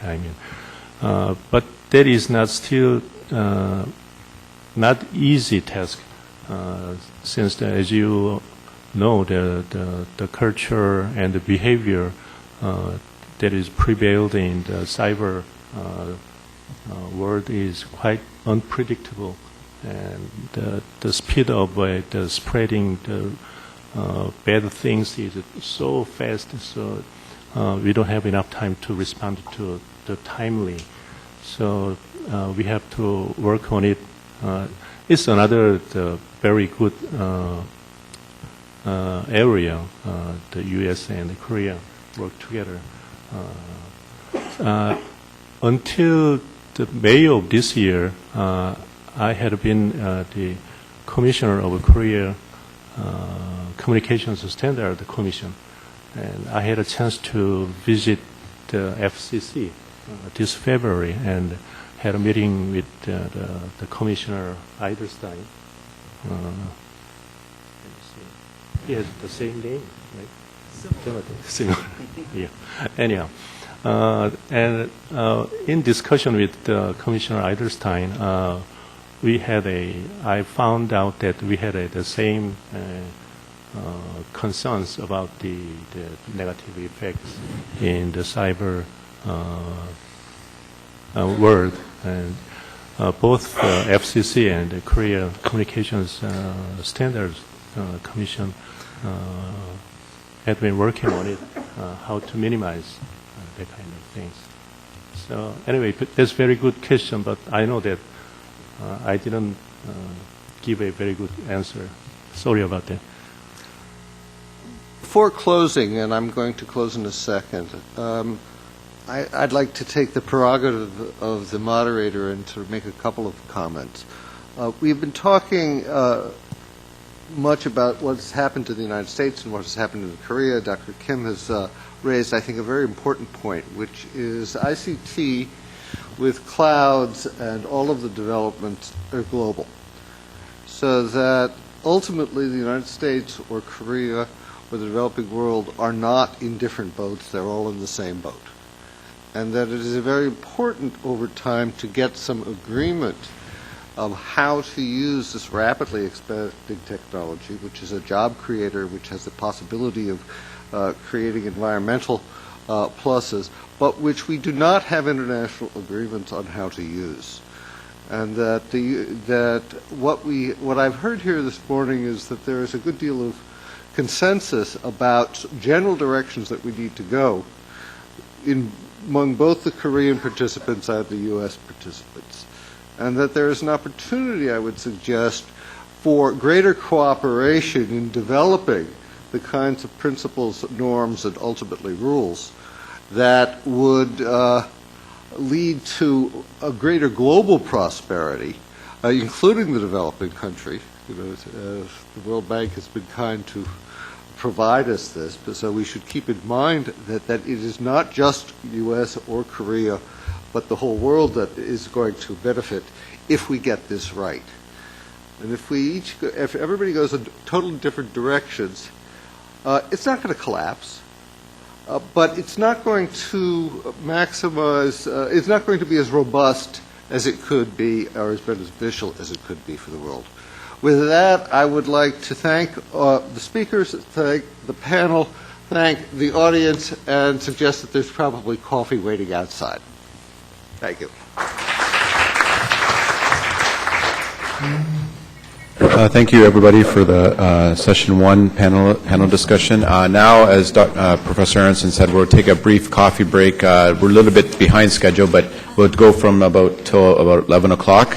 So coffee's out the doors there on your right. And if you want to use the restroom, washrooms, you have to go back to the elevator by where you came in the elevator, and you can use the washrooms at the back. So we'll start again in session two from 11 o'clock. Thank you.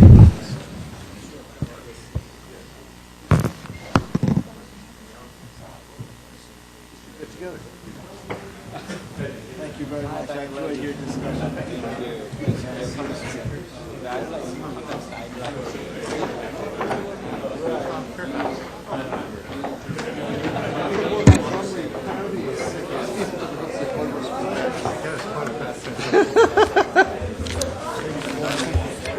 Thank you. Well, among the things that the very one particular lesson that I did try to specifically was the importance to pay attention to every link in the chain, and that sometimes government intervention is needed at every link in the chain, not just to promote and build out the infrastructure, but to ensure that citizens have the ability to use it. So that means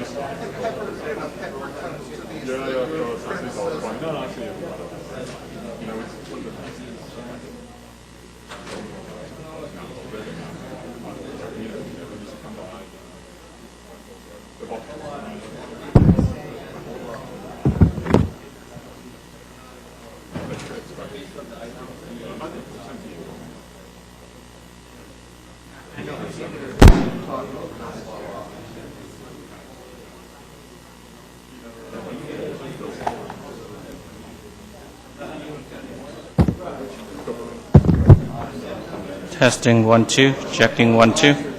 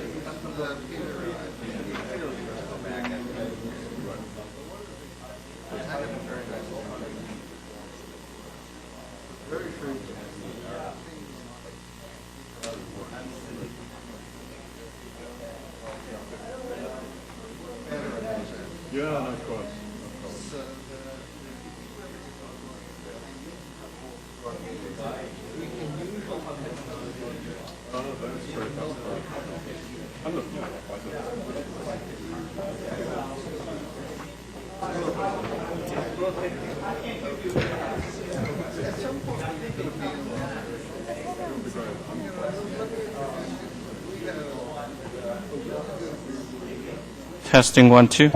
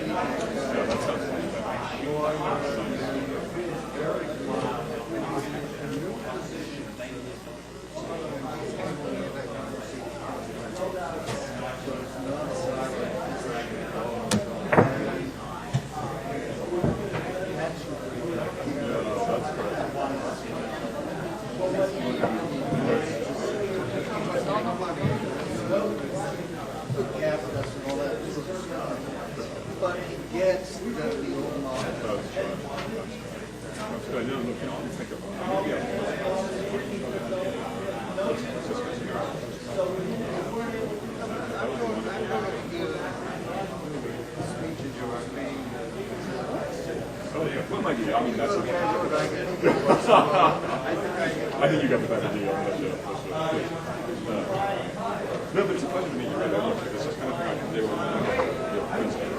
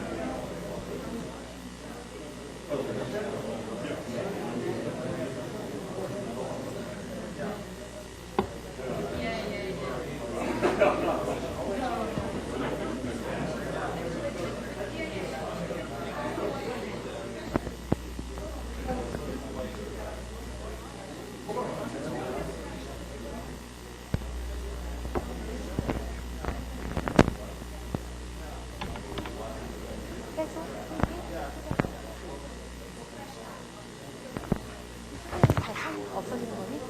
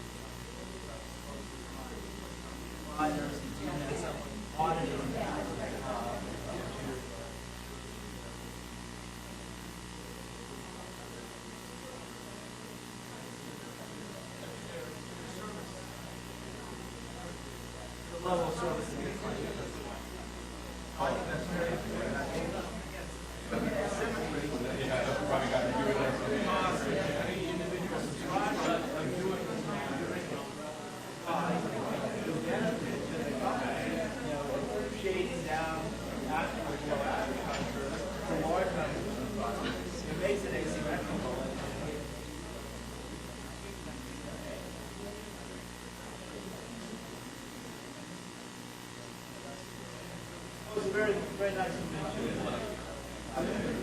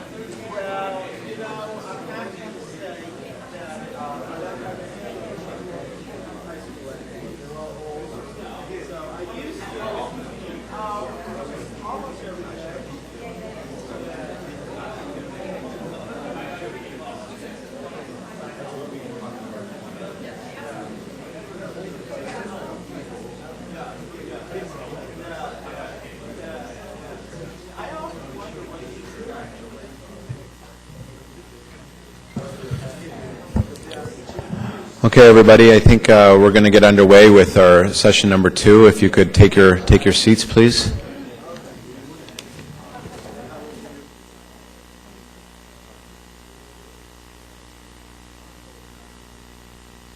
Session number 2, Green IT and Job Creation.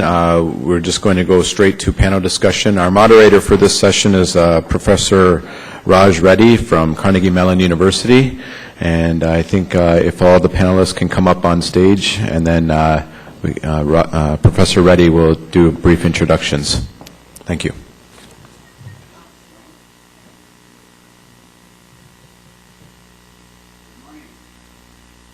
I'll turn on this mic here. So we are running short of time, so I request the panelists to shorten their comments by a minute or two than the original 7 minutes. But if you're going over 7 minutes, I'll remind you to stop. And I'm not going to introduce all the speakers because there's a terrific detailed bios for all of them, starting from page number 19 to page number 22. I recommend that you look at that. So I'll briefly introduce them. From far end, our first speaker, Joan Fountain. She is a professor at UMass at Amherst. Scott Bernard is next. He's with the Federal Railroad Administration and also an adjunct professor at Carnegie Mellon. And Weigel, Lori Weigel is with Intel. She'll be the number 3 speaker. And Sharon Nunes, she's the czar for green IT at IBM, right? And Young-Soo Kim is with LG Services in U.S., LG CNS it's called, and they will speak in that order. And why don't we start with Jane? Thank you very much, Raj, and thank you for inviting me. As you may know, the National Center for Digital Government is one of the co-sponsors of this event, and we're very proud and honored to have been invited to play that role, and we would like to see this partnership flourish over time and develop into many productive areas. I'm the director of the National Center for Digital Government, and we began in 2002. We are not part of the U.S. federal government. Many of our counterparts in other countries assume that we are, but the National Science Foundation has a designation for particular research centers that they call national centers. These are meant to catalyze a new area of research, and in addition to research programs, to do considerable infrastructure and capacity building and outreach. So our mission has been to help build a new field called variously e-government or digital government, or as some are calling it, IT and politics or IT and governance. The research that we do at the center that is related to our topics today, some of which have not been covered, so we might take them up in the conversation, are the institutional or organizational changes needed, particularly in large, complex organizations like government, in order to realize much of the potential that technologies make available to us. A related question is a modernization of the civil service. Korea has a very advanced and highly developed, highly committed, strong civil service. I think the U.S. can probably learn a great deal. The profile and the view, the perspective on the civil service in the United States is different. It's a historical difference. We try to give greater weight to elected officials rather than permanent government officials. Nevertheless, they play a very strong role in this country. The point of this is that the traditional training for civil servants has not changed, has not kept up with advances in technology. So we are training public policy and public administration career bureaucrats as if there was no advanced information society or e-government that we're trying to build, except for the occasional courses and a few very exceptional programs. Another area that I don't think has been mentioned, and you should just stop me when I run out of time because there are a lot, open source, open access, open standards. They certainly fit under the category of interoperability. They also fit under the category of cost, innovation, and access, of course. So it seems that one topic for the partnership would be to have a discussion about these issues. I want to draw your attention to a book that was recently published by Matthew Hindman. It's published by Princeton University Press. The name of the book is The Myth of Digital Democracy, and he has done some fascinating empirical research on something he calls Googlearchy, the fact that Google returns to most searches, as many of you clearly know, the most linked items first. So the point of this is that the Internet is supposed to have made it available for anyone to publish on the net, to make their views known on the net. His point is that the way that most of the interfaces and search engines are designed, those things might be out there in cyberspace, but you would never find them unless you knew exactly where to look. A second point is through very extensive empirical research are that although there are probably hundreds of thousands of blogs, very, very few are actually widely read blogs. He also does an analysis of who the bloggers are of the most well-read blogs, and as you might expect, most of these people are elites, very well educated. They could have been writers for the New York Times or Wall Street Journal. Some of them were. And so the notion that many people are out there making their voice heard, when you look at the empirical data, we see something different.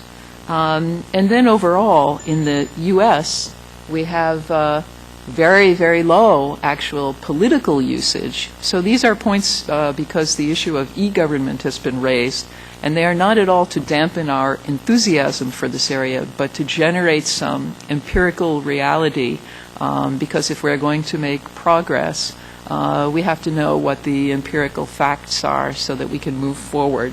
I'm being told to cut, so I will leave it there. Thank you. Thank you, Raj. And I appreciate going second and listening to Dr. Fountain's comments, because I am one of those career bureaucrats that needs the training that she was mentioning. I feel lost at times as the Deputy Chief Information Officer at the Federal Railroad Administration. Part of it is just keeping up with many of the things that Dr. Fountain mentioned, but the other part is just being in the, I think, right place at the right time. This is really a renaissance for the railroad industry in the United States. We were ignored for decades, I think, in favor of air travel and other things. And now, as part of the economic stimulus package from the government, part of the Obama administration's decision on where spending would go was that transportation infrastructure was going to be one of the areas of heavy investment. So railroad, building track dedicated to high-speed rail is one of the things we're really concentrating on. Well, so how does that relate to the ICT policy forum? Well, if you look at cyber infrastructure and the knowledge infrastructure we're talking about is one of the two main themes of this conference, there's a companion part with the physical infrastructure that we're building at our agency, and it's really not well understood how we're going to create SCADA systems for multimodal travel. The handoff between air, sea, land, and rail travel is really not well developed in the United States. You know, it's pretty obvious if you look at what is happening in Asia, what's been happening in Europe, that we've got some catch-up to do. But this is absolutely a fun time to be at the Department of Transportation, in particular with the Federal Railroad Group, because so much is happening. The other thing I wanted to say real quick before Dr. Reddy gives me the hook here is that I've had the great honor of lecturing in Korea for about 5 years through my association with Carnegie Mellon as a lecturer. And this forum, I think, is just a natural extension of many of the developments that I've seen over the last 5 years as I've met groups with the various ministries that are involved in supporting these efforts in Korea, as well as the agencies, the academic institutions, the businesses that are active on both sides as well. So I think this is something that needs to continue because Korea is doing so much that's innovative on their end, and I think that the U.S. continues to innovate on its end, that this is just a natural partnership, and I'm glad to be part of it. Thank you. Thank you, Raj. And thank you to the National Information Society Agency for inviting me and Intel to be here today. As a building block supplier for the computer industry, we actually use the same framework that Mr. Chung described from Samsung in terms of thinking about this opportunity, both in terms of the 2% of CO2 emissions that are generated by information and communications technology, as well as the impact that ICT can have on the other 98%. I kind of smiled when Raj referred to Sharon as IBM's green czar. I get called Intel's green queen. I'm not sure which outranks which. But it's kind of ironic that they call me that because I actually have forbidden our marketing people from using the term green. And part of the reason for that is that it's just so ambiguous. So what I wanted to do is delve a little bit into what are the areas that we look at and are trying to drive with the industry that comprise green IT, or the term we use is actually eco-technology. And we look at 4 areas in doing that. The first of those is sustainable manufacturing, and actually as an IT supplier, having a completely transparent manufacturing operation. In our case, that means that we post everything about our environmental footprint on Intel.com. You can see our solid waste, our CO2 emissions, our water usage, our recycling rates of solid waste, etc. So this notion of sustainable operations or manufacturing is this first pillar. The second pillar, and the one that is clearly the most important to Intel, is energy efficient performance. We consider ourselves sort of the guardians of Moore's Law and this ability to double the number of transistors every 18 to 24 months.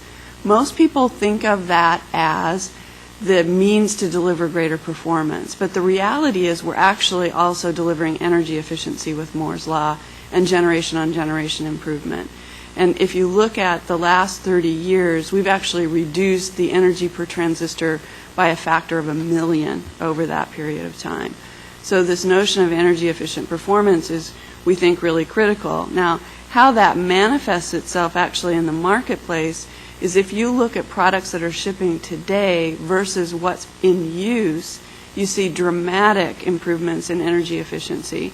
We just launched a new server processor as an example, and the servers that are based on that technology, it's called the Xeon 5500 for anybody who wants the actual brand name. But the important thing is, if you compare that servers based on that product with what is in use today, you get 9 times the performance per server, and based on the energy efficiency, you can actually get an 8-month ROI on replacing your server. So this notion of energy efficient performance is really important. Our third pillar is design for the environment, and I haven't heard that really come up very much here because we've been talking a lot about the application of information technology, but we also need to be thinking about what it's made of and what happens at the end of the life of all of this equipment. And then our fourth area, which is very relevant for this forum, is how we work with industry and policymakers. And that is really important because many of the areas of eco-technology or green IT, whatever label you want to put on it, are far bigger than any one company or any one organization can address. So we do things like working with the Green Grid on data center issues. I happen to be the president of Climate Savers Computing Initiative, which is focused on reducing the energy consumption of individual computers. We work a great deal with governments and policymakers on labeling for energy efficient equipment. Korea is an absolute leader there in terms of establishing very good consumer information on energy efficiency of equipment. So we think those are really important areas for, if you will, the 2%. But we also recognize that more strategically we should look at how we apply information and communications technology to the other 98%. We just recently completed a study that was done actually with CMU and Stanford on delivery of music digitally. And what we found is we looked at different scenarios. Actually, I'm saying we, but Intel and Microsoft paid for it. We didn't actually do the research. But the result of that was digital music delivery, even if you're taking the music and putting it onto a CD, is up to 80% more or kinder to the environment than actually stamping CDs and delivering them through retail or e-commerce. So it's just one example of the impact that we can have. And I think that's also really interesting in the context of green jobs, because we have a tendency to think of green jobs as weatherization and sending people out to put insulation in homes. And I heard a little beep, so I'm running out of time. But I just wanted to make the point that if part of the green job definition is energy efficiency, we really can apply a lot of our information and communication technology research and programs to the green jobs category. Thank you. Thank you. So let me also join my colleagues here in thanking the World Bank and for the invitation here in Korea, because this is certainly an interesting area for growth, and I want to put my comments in the context of growth for jobs, and also bring in comments about IBM's Smarter Planet initiative, because it is an ICT strategy. Hopefully most of you, hopefully all of you, have seen IBM's ads over the last year. The Smarter Planet program in IBM is literally just 1 year old. It was announced, I think it was just a year ago tomorrow, by Sam Palmisano at, I believe it was the Foreign Affairs, one of the Foreign Affairs meetings in Washington. But it is the instantiation of growth around ICT and changing how we manage the world and how we manage the world's physical infrastructures. The three kind of mantras behind it, and inside IBM we like to call it the 3 I's. It's about instrumentation, and so that instrumenting obviously means that you can get information about monitoring and measuring what's going on in systems. Interconnecting them, because obviously they don't do a lot of good if they're just spitting out data, but how do you interconnect these instrumented systems? And then obviously how do you apply intelligence so that you can provide information to people who have to make decisions about how to manage and operate these systems. So instrumented, interconnected, and intelligent are the 3 faces of IBM's Smarter Planet. And Smarter Planet encompasses a lot of the, I guess, kind of application areas in IBM that range from, my area's focus has been on carbon management, water management, and alternative energy. I also work very closely with the team that's leading some of the smart grid work, data centers, improvements in data centers per some of the comments that Laurie had just made, and energy efficiency, and a whole area of carbon management. And there are a number of areas, well, there are also some smart buildings focus and smart cities, and I think it was Dr. Kim that had some comments about some of the challenges, and essentially that could have written my whole plan around smarter cities, because it integrates education and health care and the electrical grid and water systems and public safety and government operations. And I was reading that chart going, I could just put another name on that and we could do this together. So there's tremendous opportunity to collaborate in how we help to transform the world, from a technology perspective, From a software perspective, IBM for many years has had many companies, and the government of Korea is a great partner, innovative, and we all recognize how far ahead Korea is in the broadband implementation. But let me put this in the context of jobs, because we firmly believe in IBM that this really is a tremendous growth opportunity. It's not just for IBM, it's for the whole economy, whether it's the U.S. economy or the global economy, an IT company, a software company, an applications company, a services company. There's tremendous growth opportunity here for every sector that I can think of because of the need to transform our systems. If you think about applying the IT that I mentioned and those 3 I's, the instrumenting, interconnecting, and intelligence around it, there are many areas and challenges that we see. So I want to mention just a few of the challenges. Data is exploding and in silos, and Dr. Park commented on this siloed information, which implies data availability, data integration, transparency, analytics, things like that. New business processes and new process elements in businesses. So when you have this information, changing the workflow, changing your business processes to adapt to that information. Infrastructure right now is inflexible and costly, so it goes back to the transparent information, open standards, flexible architectures, services-oriented architectures with common interfaces that allow you to plug-and-play applications and technologies as needed. There are tremendous limitations on resources right now, whether it's the environmental resources or people resources. So how do you drive more efficiency so that you work smarter and that you use fewer, especially in the environmental resources areas? So translating that into skills, we've done a tremendous analysis over this past year in IBM on what skills do we need so that we can implement the Smarter Planet. And it has to do with the IT skills on data integration, modeling, optimization, cross-industry skills, industry-specific skills, because you need people who can have the knowledge of the industry and can apply the IT needs into those application areas. And, of course, all of the IT, traditional IT for data centers. So it's this combination of traditional IT skills, new IT skills that take IT and apply it to solving some of these major environmental problems.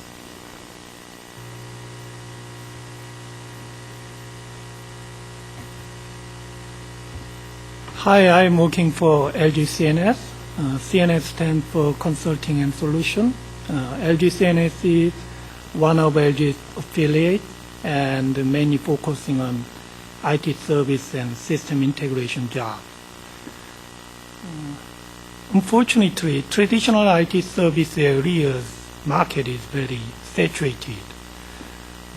To IT service providers like us, green IT is giving a huge new opportunity for expanding our businesses in this area. In terms of traditional IT areas, one of the most important initiatives of us is making our data centers much more greener.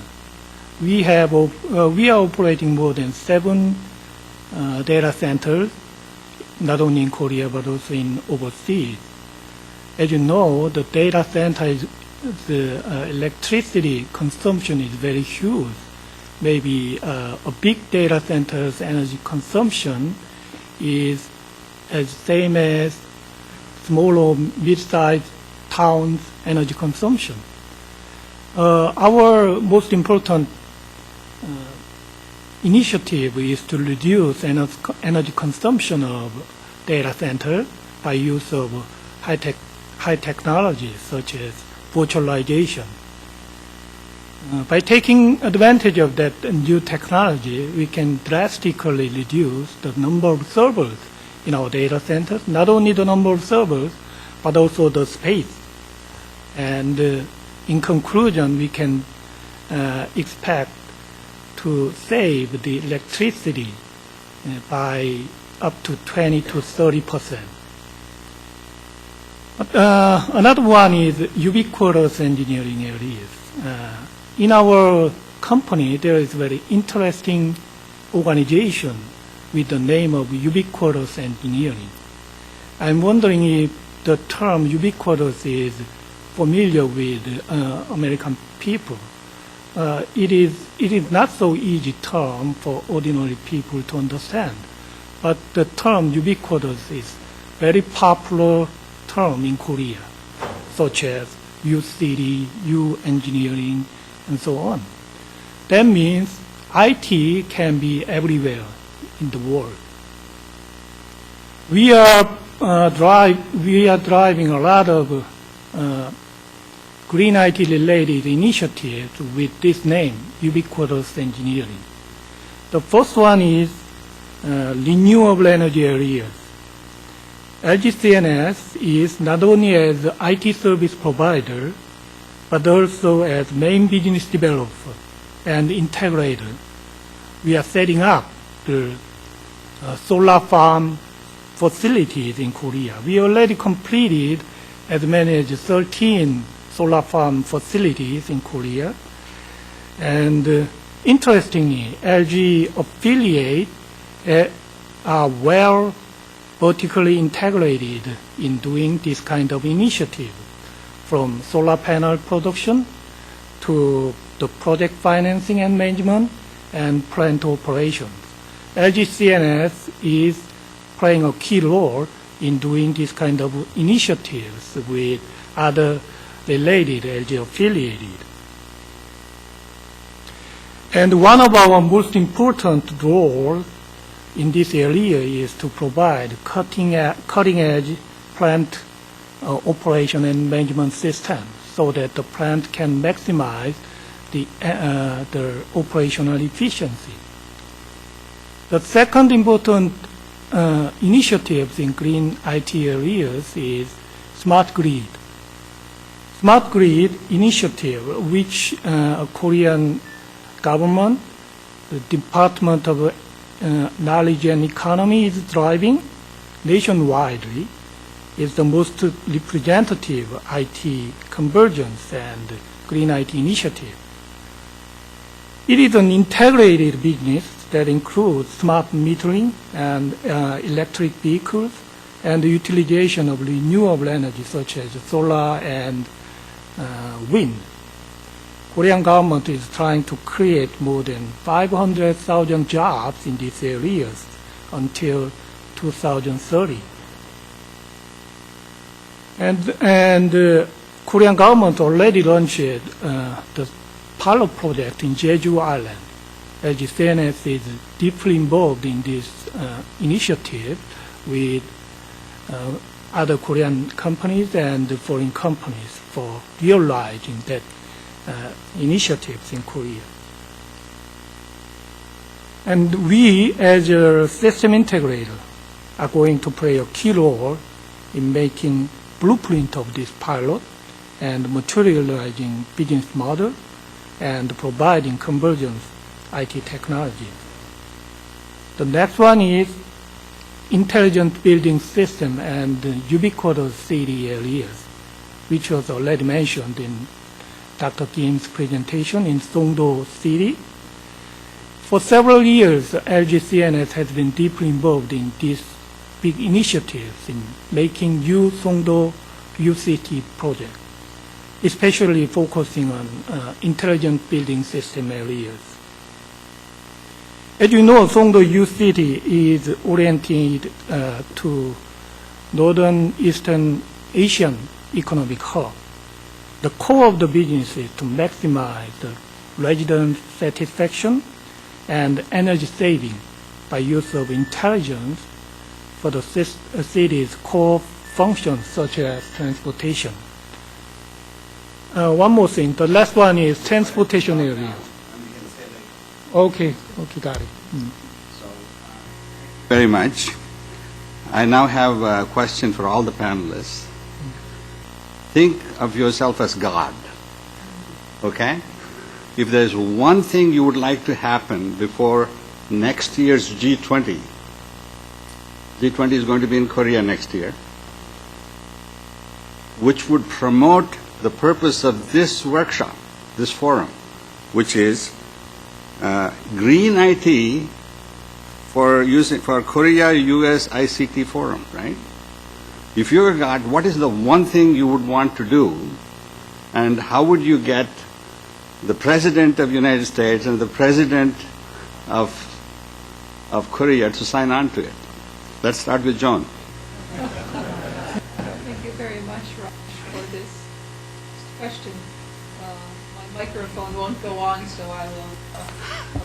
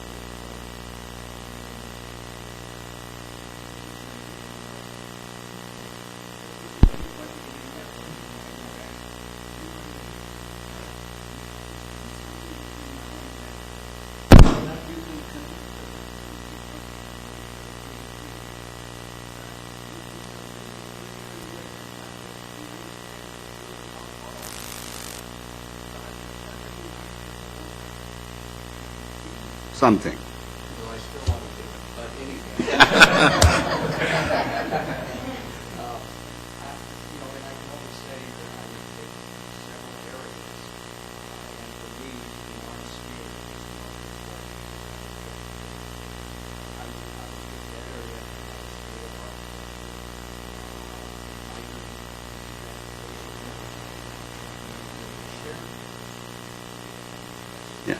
Let me ask you the following question. If I were building a super fast train system for the United States, I would ask, is there any way I could reduce the energy consumption by a factor of 2, by a factor of 10, and we could do some research studies jointly to do that?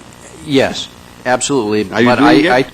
I mentioned I didn't emphasize the green IT side as much as the knowledge infrastructure. So you're dragging me into a test that I don't want to take. You're right, though. Absolutely, and therefore, it's to see if you can reduce the energy consumption by a factor of 2 or 10. That should be part of it, but the issues we're grappling with right now in this sector are more in the... It's not what issues you're grappling with. It's the Korea and U.S. could do a research project. Given your God, you're simply decreeing it, right? That this shall be done. Yes. And will you do that, or is there something even more? No, I think that's a great idea. Again, I think we need to look at the shared interests and goals in that area. Okay. Lori? Good luck. Thank you. So I'm going to get really, really nitty-gritty. I would have both governments upgrade their ICT infrastructure to the latest and most efficient, including revamping existing data centers. So not just the PCs and servers and the network gear, but actually looking at the facilities. A specific experiment that would prove or disprove? I think we have enough data. They should just do it. Do what? They can't do all of it within a year. Oh, well. Okay. So tell me I thought I was thing. God. Yes, you could do it. No, but you're telling Korean government, the president of Korea and president of the United States, what to do. Yeah. So I think that probably the biggest impact would be data centers. So let's say that we take on some percentage, somewhere around 30 to 50% of data centers, and really get them up to state of the art. Okay. That's great. Sharon? So I would really focus on the smarter city concept, because I think by implementing a demonstration vehicle as an integrated smart city, we will have demonstrated and proven that we could solve the issues around siloed data, data transparency, energy efficiency in all of the areas such as the smart grid, smart water systems, healthcare, education. Okay, great. Kim? I want to contribute on realizing the era of electric car. I'm sure that electric car era is going to be expedited than expected. There are a lot of activities to expedite the era of electric car. But the electric vehicle is not only related to auto industry. In order for electric vehicle to be realized in the world, they need a huge infrastructure for supporting that. So in that kind of areas, IT, green IT has a lot of things to do for supporting the electric car era. Okay. Yeah. Thank you. I will use the chairman's, I'll pretend I'm God for a minute, and I'll kind of build on some of the comments made by the panelists. And what we are trying to say is we are looking for green IT to solve the world and to solve the energy or whatever the problem. And that, to me, implies conservation is probably the most important thing we could be studying. That in turn means I need data. If you can't measure it, you can't improve it. So this experiment I would do between now and next year is to take a city and say I'm going to measure everything they do. Every house, instrument every house. So that means monitor, diagnose, and remediate and repair the energy consumption of every kind, including cars. And then you'll see when you plot this distribution of all the households and all the offices, you will see interesting patterns. There will be some that are very energy efficient. That will give us the best practices that people seem to be following that we can use everywhere else. This is an experiment that can be done by U.S. and Korea. It can be done within a year. And it was kind of referred to by Sharon and others on monitoring and so on. I think it would be a great thing to do because ultimately you can't keep on burning more coal and burning more everything to create more energy consumption. So we need to also look seriously at conservation. How to reduce, U.S. is the worst culprit in this area. They consume 13,000 kilowatt hours per capita, whereas Europe consumes 8,000 and China consumes 2,000. Most countries, developing countries, only consume 600-700, but they're not there. Their quality of life is not as good as ours. But I think there's probably some number, like 3,000 to 5,000, which will give you the same quality of life and at the same time reduce the energy consumption. So it's understanding those parameters and then acting on it would be probably something Korea and U.S. could do to kind of lead the rest of the world in the right path, like Moses leading the flock, right? So now we'll go to the rest of the, if there are people that want to pretend like God, that's fine too. Or if they want to just ask questions, that's okay too. Anybody? There's a question there at the back.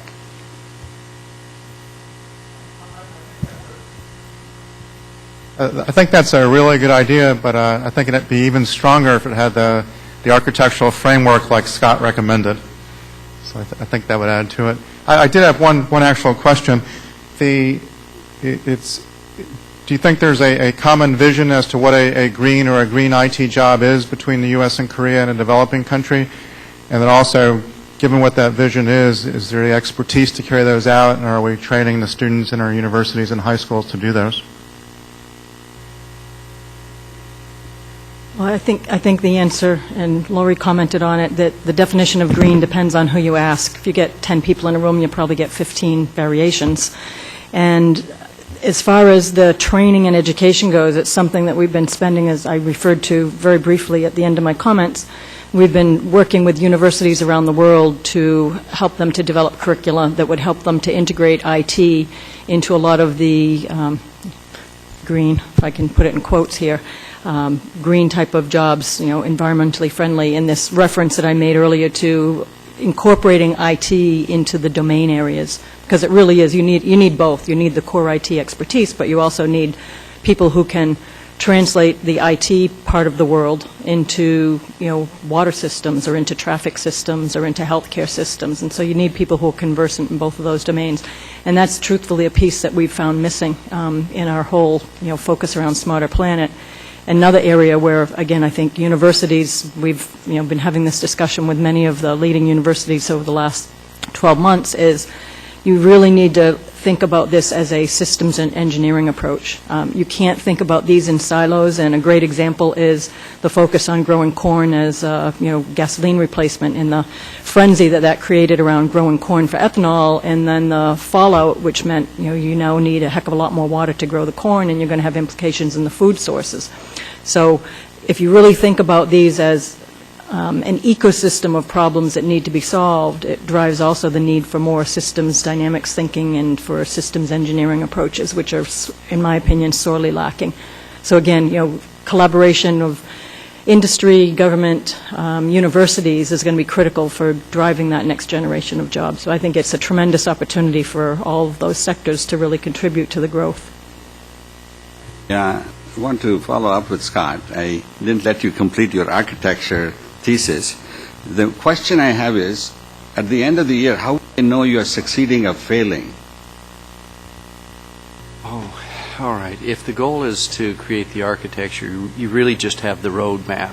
So you could say, all right, if there is buy-in and agreement, then to invest in the plan that the architecture characterizes. And I was just suggesting that transportation infrastructure and the knowledge infrastructure linkage would be the theme area here for this forum that we would concentrate on and relate to. I'd say, Raj, that if they agree to implement that architecture, then that is success for that. But, of course, it just represents the first step. But Saying there are some problems that can't be done within a year. Maybe we need 3 or 4 years. Absolutely, yes. And first step is the architecture creation. I think so. I agree with that. Yes. Okay.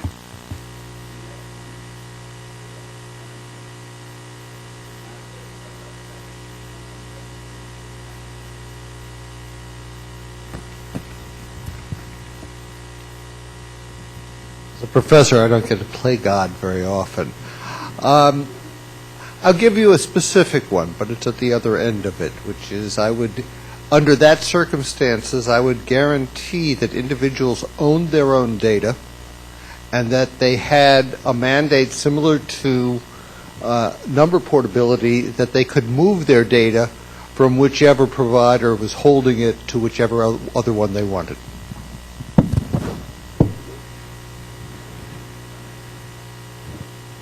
Take that. In a few weeks, the Global Advisory Councils for the World Economic Forum are meeting for a summit in Dubai, and I'm part of the Future of Government Global Advisory Council, and one of the things that we've been discussing are possibilities for civil society, lots of euphoria, but also, related to your point, Jonathan, are possibilities for unprecedented surveillance, monitoring, control of societies, so that sort of the flip side of transparency, right? The good side is you can see everything. The bad side is that you can see everything. So if your personal data, your personal life, every behavior, every action, every click, every movement is captured and integrated and profiled, what kinds of societies are we creating? So it seems that part of ICT infrastructure needs to be addressed as well. I don't know how many of you are aware of this particular area of research. There's a lot of work in this area on anonymization and de-identification, primarily because of HIPAA regulations. And and there are ways in which you can make your private data from your home available where nobody can find out who you are. It turns out, if I gave you a zip code and your age or some other things, I can actually find out who you are, even if your name is not there. But the anonymization and de-identification research goes much farther. They even, fudge some other numbers and so on, in ways that it's very, almost impossible. It's mathematically provable that it's impossible to get. So that kind of data would be useful for policymakers. If they need to make policies, you don't want to know who generated it, how they did it. They can publish the data and say, here is some, people. And you, as the owner of the house, you would know the data, and not anybody else. And I think that area of research is progressing very well, mainly because of medical information, and we can benefit from it. Any other comments?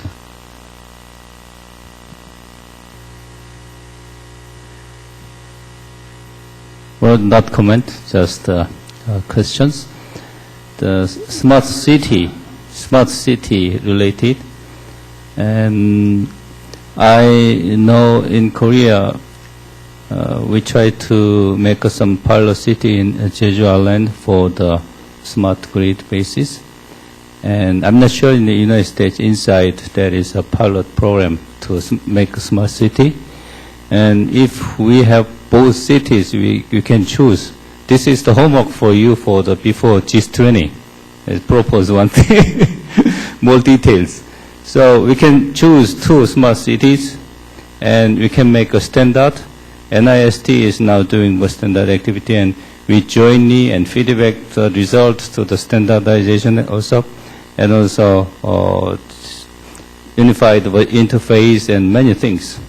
And probably there is a hardware and software and solutions and many things we must discuss together. I think 2 candidate city project will lead not only for U.S. and Korea, but also to the all over the country before the G20. We can offer something. So Mr. Kim probably very anxious to do something, and IBM or Intel and LG and Samsung, we provide many devices. So this is my question, it can be possible or not. Well, we just announced in the U.S., maybe it was about a month ago, Dubuque, Iowa, which is a town of about 60,000, small city of about 60,000 people. And we're implementing some of these smart city solutions there as a test bed, because the challenge is really, is like very lightly referred to, is this integration of information, sharing of information, transparency. The infrastructure has yet to be built. It's a lot easier when you have a clean sheet of paper and are building a new city like is going on in China or Middle East. But this is an existing city with constraints around it. And that's the reality of most of the cities that will be transforming. But it would be very interesting to collaborate and share information on the 2 cities and learn from each other. I agree. I think that would be terrific. And then have a joint, follow-up session on what we're doing in each of those areas, openness and sharing and collaboration to drive, the best solutions in both cases.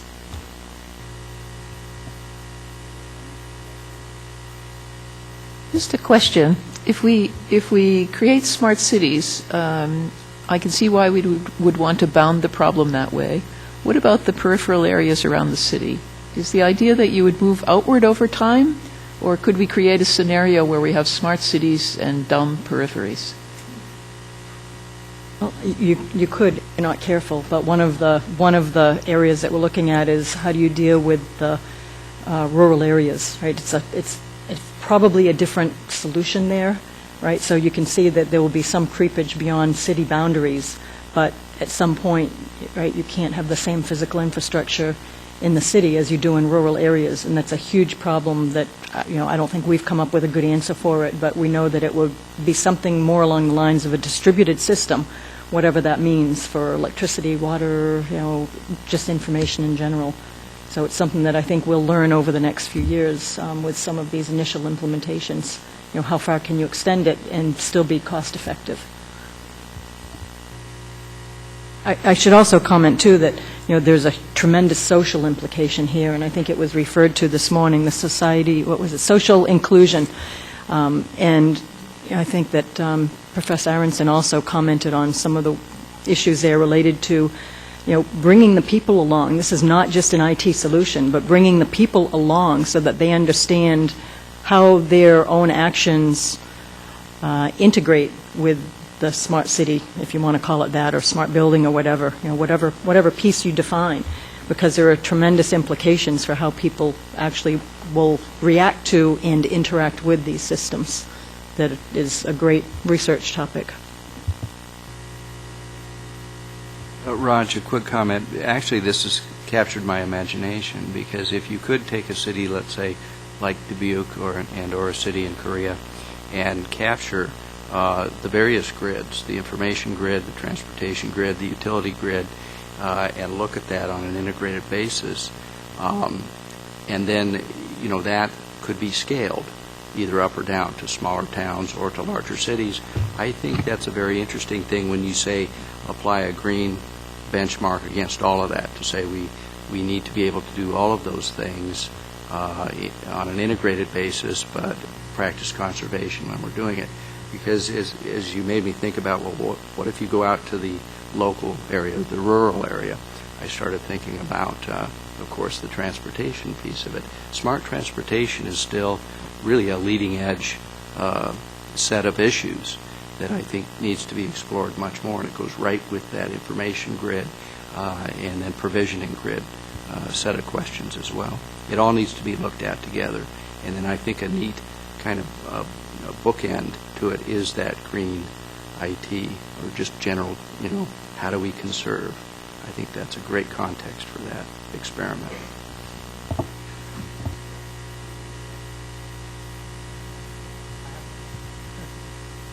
Can I go first, or is it all right since I have the mic? Sorry. Matthew Taylor, Solutions Architect with the Intel World Ahead program. A couple of things. One is to the last discussion. Yes, I think there would be a tiered architecture between urban and rural. So depending upon your location, there's a tiering of capabilities. In terms of your comment about playing God, Raj, a couple of things. One is obviously broadband infrastructure to be able to support the sensors and IT that enables that communication. Can that be done in a year, or would you do a smaller experiment? In your smart city and surrounding rural area, you showcase a tiered architecture in such a place with the necessary broadband and sensor capabilities. A second area is battery and solar technology, obviously.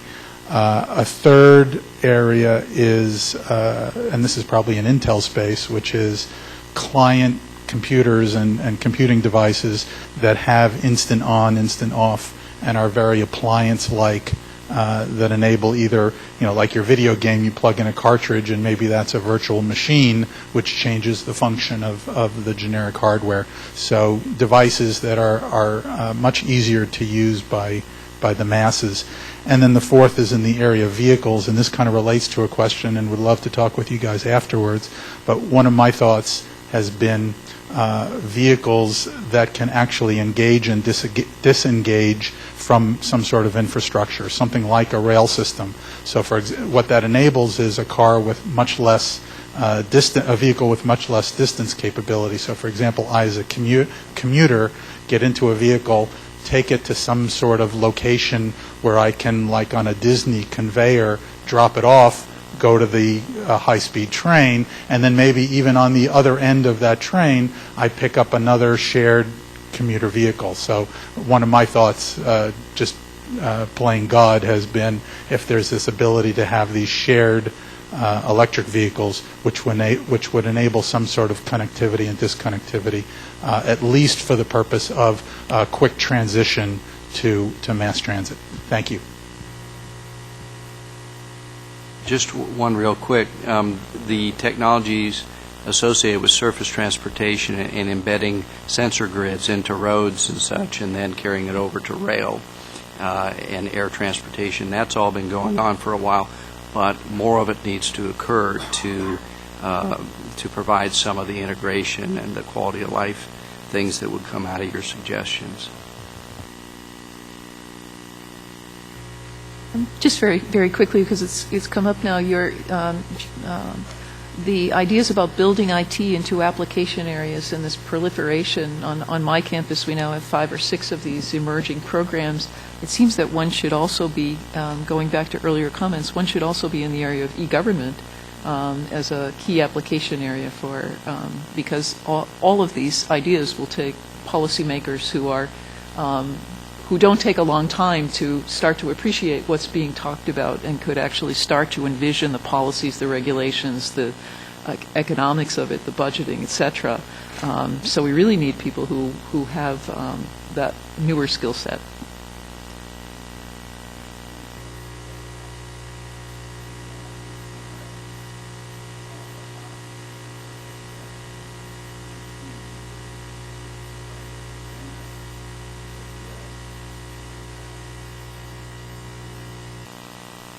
For U.S. and Korea, the agenda. So the list of wish list I have is enabling telework, demonstrating in a convincing way that telecommuting and telework is a true alternative to the current use of personal vehicles and so on. The second one from Scott is architectures and smart transportation systems. Whatever if we can actually create a specific project there that could be executed, that would be great, I think. The third one from Lori was, let us take some server firms and see if we can reduce their energy consumption by a factor of 2 or 10, and share those results with everybody else. Okay. And the fourth one is where Sharon said, let's kind of build a demonstration smart city like they're trying to do. Let's kind of get both U.S. and Korea involved with IBM or somebody else, whatever they want to do, to essentially instrument these cities, to understand what are the items, where the energy is going, and how it might be conserved. Are there best practices? Is there a way to kind of inform the public overall, saying this is what's happening? If only you thought about it, or if only you invested $100 in smart instruments, you could significantly reduce the energy consumption. And finally, electric car. Dr. Kim said, I think if we could have one thing, we should kind of make electric car that thing. And I think, again, I think U.S. is doing some things in electric car, but not completely.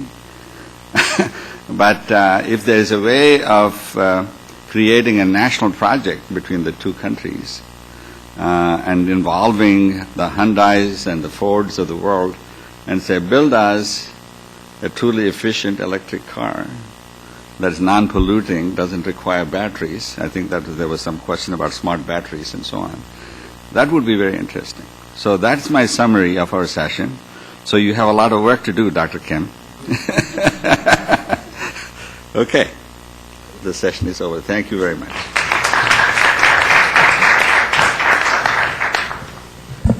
Thank you very much, Professor Reddy, and all the panelists for the Session 2 panel discussion. We're just going to set up now for the final special session. We have to move some chairs, so just give us a couple minutes, and then we'll begin the last session, the special session. I've been on these panels, and we talk, and then we go away. Nothing happens. Thank you, guys. Yeah. Sorry to cut you off. I gave you 2 minutes more. Then I said, you're not listening. Sorry.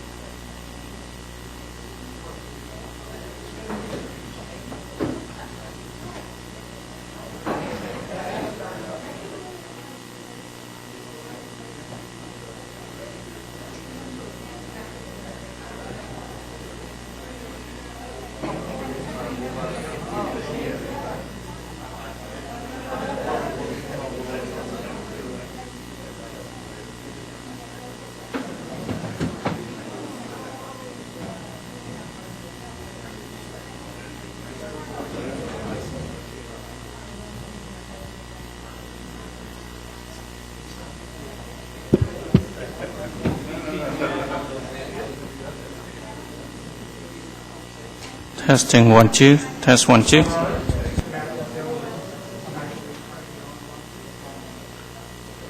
Testing 1 2. Check 1 2. Test 1 2.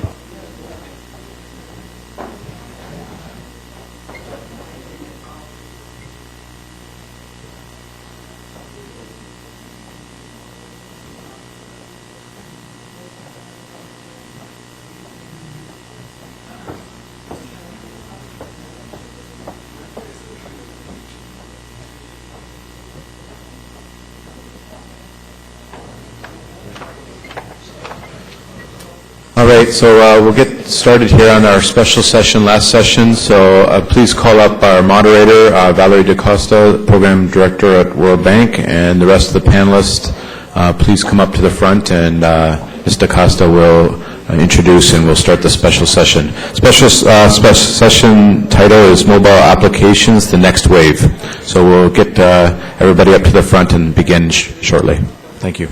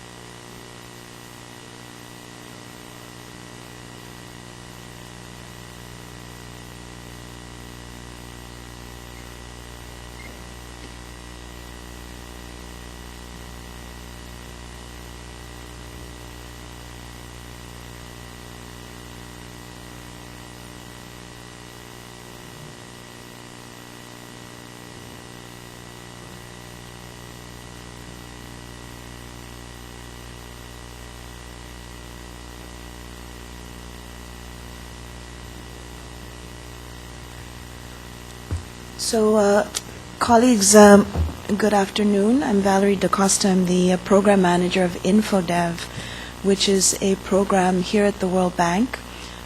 Together with two other departments, we form a joint global ICT department under Dr. Khalil, whom you heard earlier this morning. InfoDev's focus is more on research and knowledge. We also have our colleagues from the World Bank who look at lending and technical assistance to client countries. And then finally units from the IFC, or International Finance Corporation, that focuses on private sector development. So we think of this as a very, hi Philippe, we think of this as a very well-reasoned and comprehensive approach to the bank's assistance in the area of developing ICTs. So today, in this final session, we're going to be looking at how several of these issues that we've discussed this morning really play out in the realm of development, including how the United States and Korea, in their bilateral discussions, can also really extend the benefits of much of what they are discussing and learning and experiencing for the betterment of other countries, particularly developing countries. So I was told that it would make more sense to really sort of focus in on one very promising technology, one very promising development, which is, of course, the mobile revolution, and think about the next wave. Think about what this could mean for developing countries, with a due reflection on how this has obviously affected both the United States and Korea. So what I would suggest we do is each of the panelists could take a few minutes, maybe 5 to 7 minutes, just to give their thoughts on this. And my preference is really to have as interactive a session as possible. And we'll call it quits when there are no more questions. or maybe when your stomach juices start to rumble too much. So let's see how that pans out. I also want to take a bit of a chair's prerogative to say that we just finished a very interesting session on green IT. And this is an issue which affects not just developed but developing countries as well. It's certainly, I think, in the broader discussion of climate change, an important dimension here at the World Bank. So if there are good insights on these issues, let's open them up. So first we'll hear from Jong-Wan Woon, whom we've seen now at the podium quite a bit, and who has been working for more than 15 years as the director at the National Information Society Agency in Korea, which of course, as you know, was previously the National Computerization Agency. Jong-Wan is responsible for ITPAP, which is the IT and Policy Assistance Program for more than 20 developing countries. And he was responsible for really expanding the program to forge partnerships with various international organizations, including the UN and the World Bank. So we're very glad to have him here. He's also launched successful IT cooperation centers for the Republic of Korea in Mexico, Chile, and Turkey. And this was done jointly with each of these countries' governments. These centers look at pilot projects in a realm of areas, including RFID, G4C. You'll have to tell me what G4C is, and IPv6. Jong-Wan was also responsible for reviewing the Korean national finance system, helping to plan the National Backup Center and Digital Certification Authority, as well as developing IT risk analysis methodology for his country. So Jong-Wan, why don't we kick off with you to give us your thoughts on mobile, and then of course if you want to speak more broadly, feel free. Good morning. I'll briefly talk about Korea's experience in mobile applications, and since this is a special session for World Bank, I'll also mention about whether WiMAX could be applicable for developing countries as well. Since Korea is targeting 1 gigabps high-speed internet service by year 2013, and also 10 megabps for wireless broadband service, it is obvious that all the high quality of digital media service is feasible. Then what are the mobile applications and services?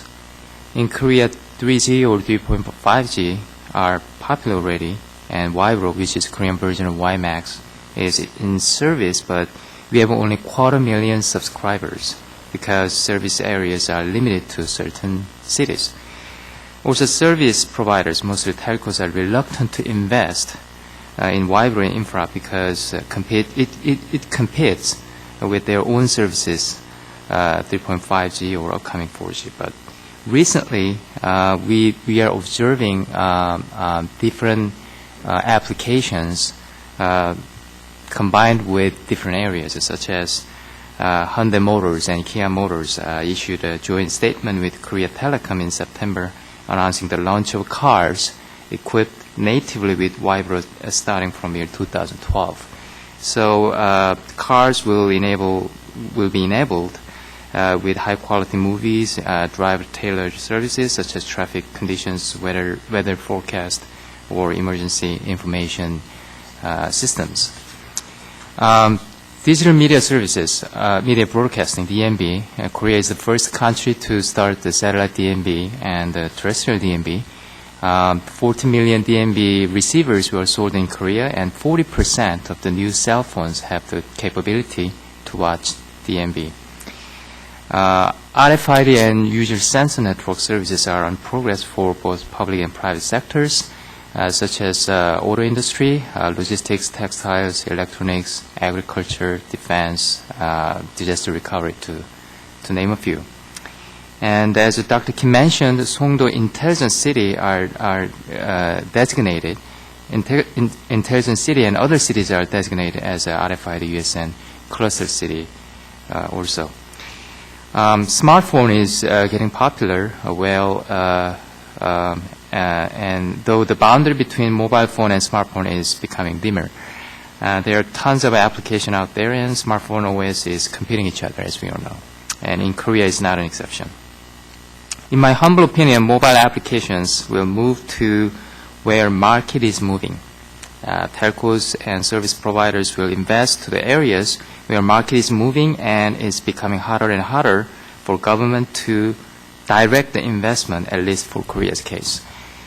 But for sure, various applications will help the public for easy access to the services. For additional comments regarding the developing countries, a few years ago, NI did research on the wider deployment for underdeveloped countries. They are myths that mobile investment is cost-effective for whole underdeveloped world, but we found there are two limitations in applying mobile technology for underdeveloped countries. One is underdeveloped countries need critical services such as education, health, and etc. And these areas require higher bandwidth and very concentrated contents services. So, and another reason why it has a limited limitations is that service providers need a business model, constant management, and regular facility updates. So we found out that the mobile applications or mobile service or mobile infrastructures could be a good candidate for underdeveloping countries, but we have to study carefully before we deploy these kind of mobile technologies. Okay. Great. Thank you very much, Jung-won, and thank you for being so succinct and giving us some good ideas for our discussion. Let me move now to my colleague, Philippe Dongier. Philippe is a close colleague of mine here at the World Bank's Global ICT Department, where he's a sector manager and has been since 2006. Philippe joined the World Bank Group in 1998, and between 1998 and 2001 he worked on operations and analytical work in water supply and community development for Asia, Africa, and Latin America. Following that, Philippe became the manager for the bank's support to Afghanistan's reconstruction, and later he led a corporate initiative to strengthen the bank's organizational effectiveness. And prior to joining the bank, Philippe was with McKinsey & Company, where he advised companies and governments on issues of strategy and organizational restructuring, including for the telecom and IT industries. And prior to that, he worked in Nepal and Vietnam in local level infrastructure, microfinance, and enterprise development initiatives. So Philippe comes with a broad range of experience, and he'll give us some good insights now. Philippe, you have the floor. Thank you very much, Valerie. And it's my real pleasure to have the chance to share with you where we are in the bank vis-à-vis this fantastic opportunity that mobile applications represent for development. And I won't tell you why it's a great potential. I think you all know it, and clearly Korea is a great example of the possible. But I want to start by sharing my understanding of the reality of many of the countries with whom we work in the developing world, and how we see the trend as a base for then discussing quickly what might be ways to actually promote the adoption of mobile applications that will make a difference. First, as you know, the mobile networks are growing very fast. In a country like Rwanda, now 98% of the population is covered by a signal, GSM signal. In countries like Afghanistan, it's a slightly lower percentage. I think it's 80%. However, they are covered by a GPRS signal, which makes it possible to already have data applications flowing. Now, that's the situation today. But then we see that this is going to change fast. Those networks are being upgraded, and many countries are putting in place high-capacity backbone networks that are going to, make much higher speeds very possible. Again, the case of Rwanda, as some of you may know, the government of Rwanda right now, with the help of a Korean company, and I apologize for not remembering the name, it's KT. With KT is right now building a backbone networks to link every town, every small town of Rwanda with each other and connecting it to the global fiber networks. And the interesting approach they are taking is they are putting ducts, empty ducts, everywhere, and then they will let telecom companies compete by putting their fiber networks in those empty ducts. So it's competition at the level of the infrastructure, and we think it's a great model. I know that Carnegie Mellon was also involved in advising them, so it's a very interesting thing. Now, when that's in place, we're going to see the possibility of much higher speed for the mobile networks, leveraging this trunk infrastructure. So that's the trend, but they're not going to be there still for a few years. Now, in that reality, what we see is the need for mobile applications to adapt. Today, it's probably going to mainly text messages and in some isolated cases, a bit higher-end applications. But 3-4 years from now, even in countries like Rwanda and in Africa, you're going to see the potential for much sophisticated applications. Now, in that context, the challenge is how does one promote the development and the use of those applications to, improve health, improve education, improve everything, basically, and we know the potential. Now, clearly, the innovation potential is huge. When we see what's happening with the iPhone, the challenge is how to replicate that to development in developing countries. So the approach we are considering trying to take is to say, okay, the innovation will be out there in the market. It's going to be with innovators, with private sector innovators, with government, NGO leaders, and the trick is to foment that innovation and then integrate it in the sector programs so that health services do improve, etc. So let me just share with you an initiative we're proposing to launch this winter, working with the Africa region of the bank in the health sector in particular, and perhaps it will be in another sector too. We have to finalize that, to identify with them and with the countries 2 or 3 priority problems that are critical to improving health in Africa. So 2 or 3 questions. For example, how do we find a way to vaccinate everybody against this particular critical disease? So questions like that, and have that question agreed with a number of countries as a key challenge they face, and have them commit that when good applications will be invented, they'll fund them at least on a pilot scale to test them in their country. So they're putting their money there. And then with them, we're going to do a global development marketplace, inviting everyone to come forward with solutions. So sort of inviting innovators to come forward with solutions. And there'll be a competition and a selection of the winners.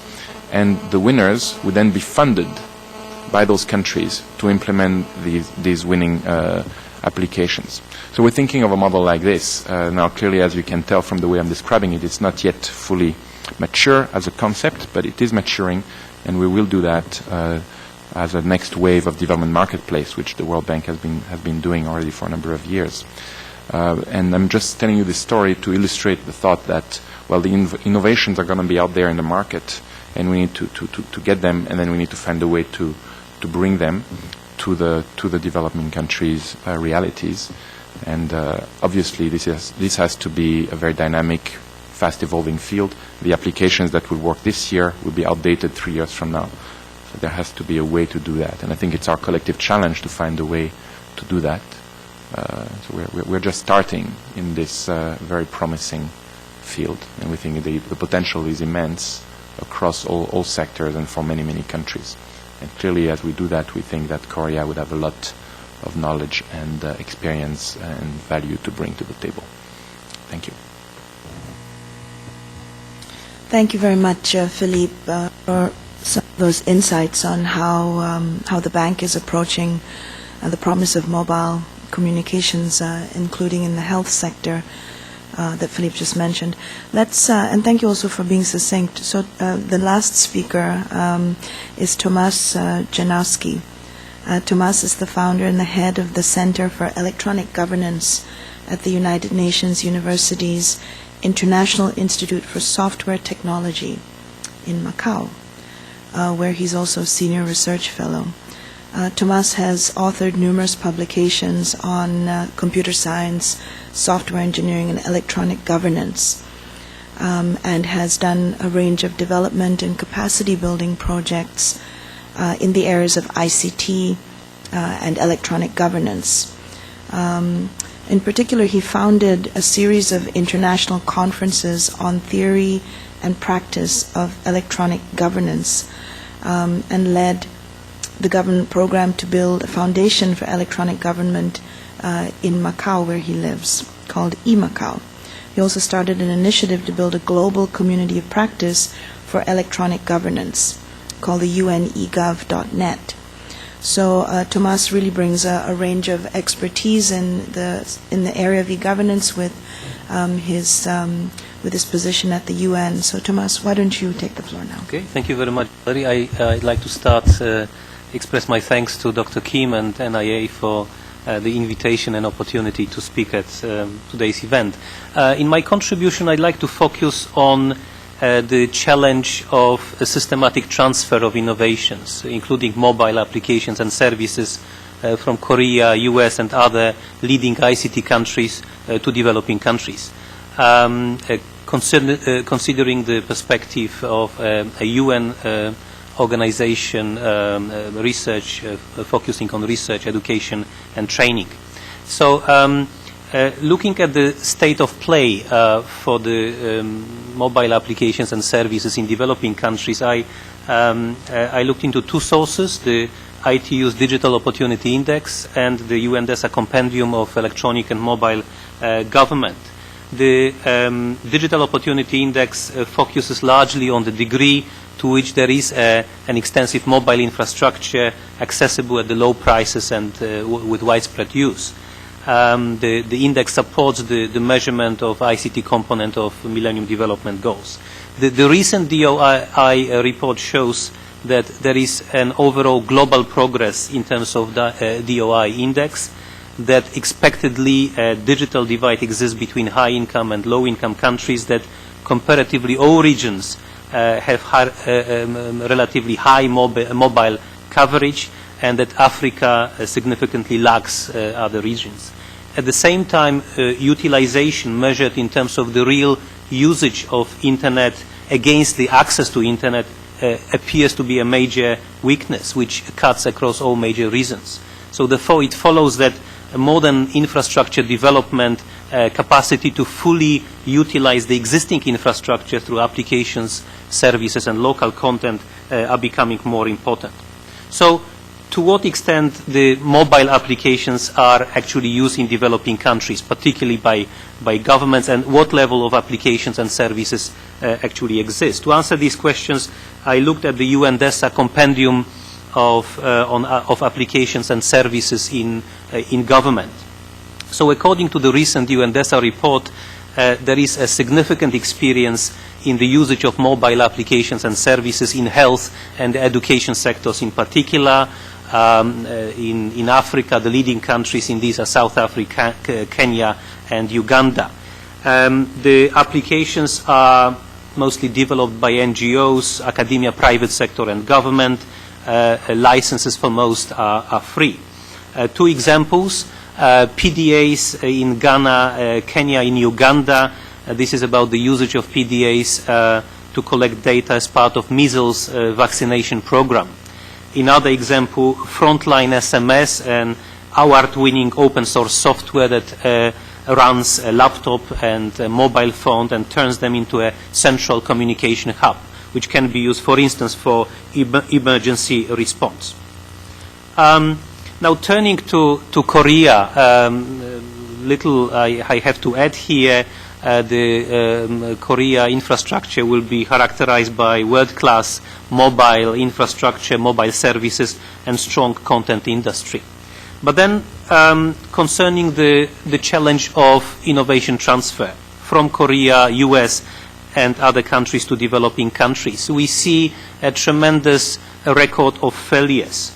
And this can be attributed to completely different environments, source and target environments for the innovation transfer. The North particularly has the record of not taking into a sufficient account when going south. For instance, Alcatel coming to Nigeria to expand the CDMA network with equipment requiring a regular supply of electric power, which is a real problem in Nigeria, and having to redesign subsequently the equipment to run on batteries. The second problem, software, modern hardware and its usage intrinsically depends on the social and cultural context, difficult to transfer. Sustainability and the ownership of innovation transfer also requires the engagement of local stakeholders. Now, the record of failures of north-south transfer expands also to south transfer between developing countries.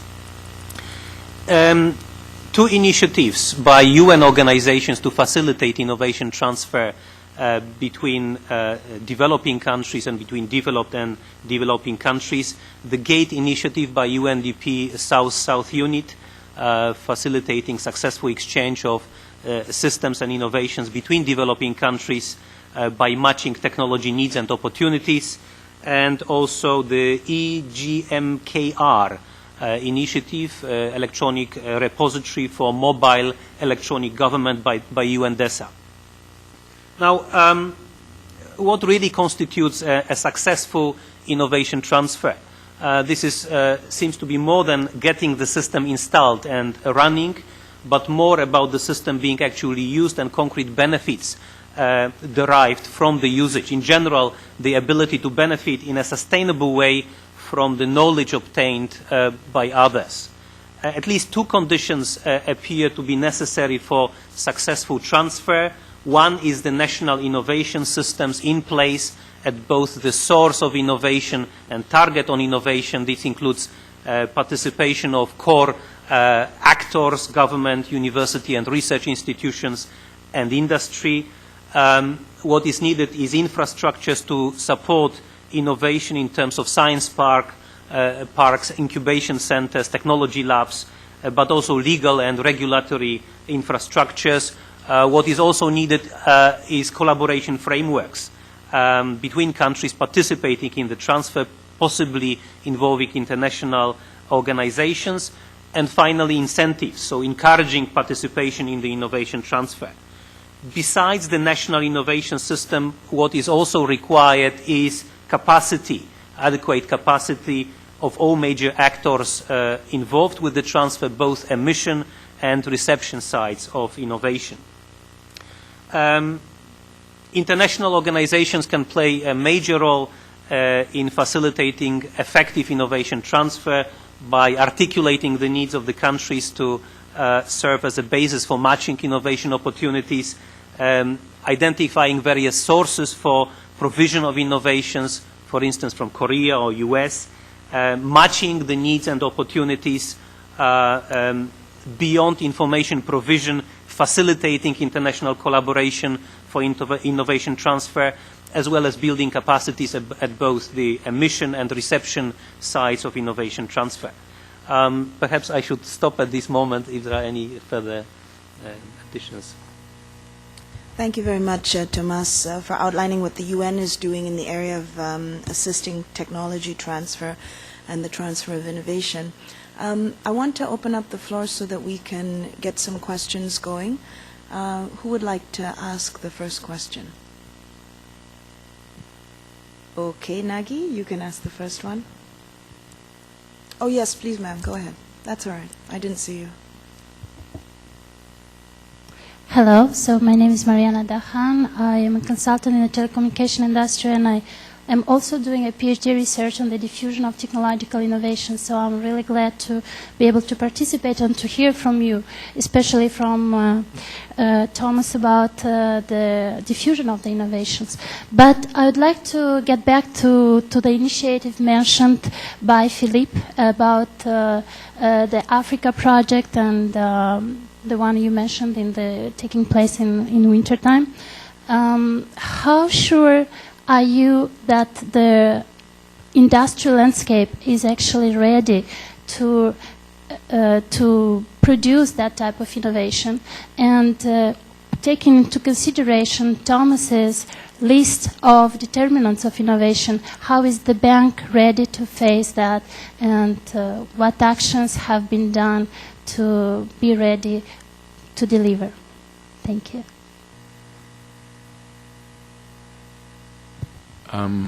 Well, there are a number of innovations already in the market. So to us, this is a prima facie evidence that the market has the capacity to respond. So we're making this assumption. It's based simply on that, honestly. But based on that, we want to take a chance and create an environment to stimulate innovation by having a focused question, money to fund the good answers to that question, by having actually countries to commit to fund the answers, to fund the solutions, and then opening it up to competition to stimulate the innovation, which we want to take the chance of seeing come forward. Thank you.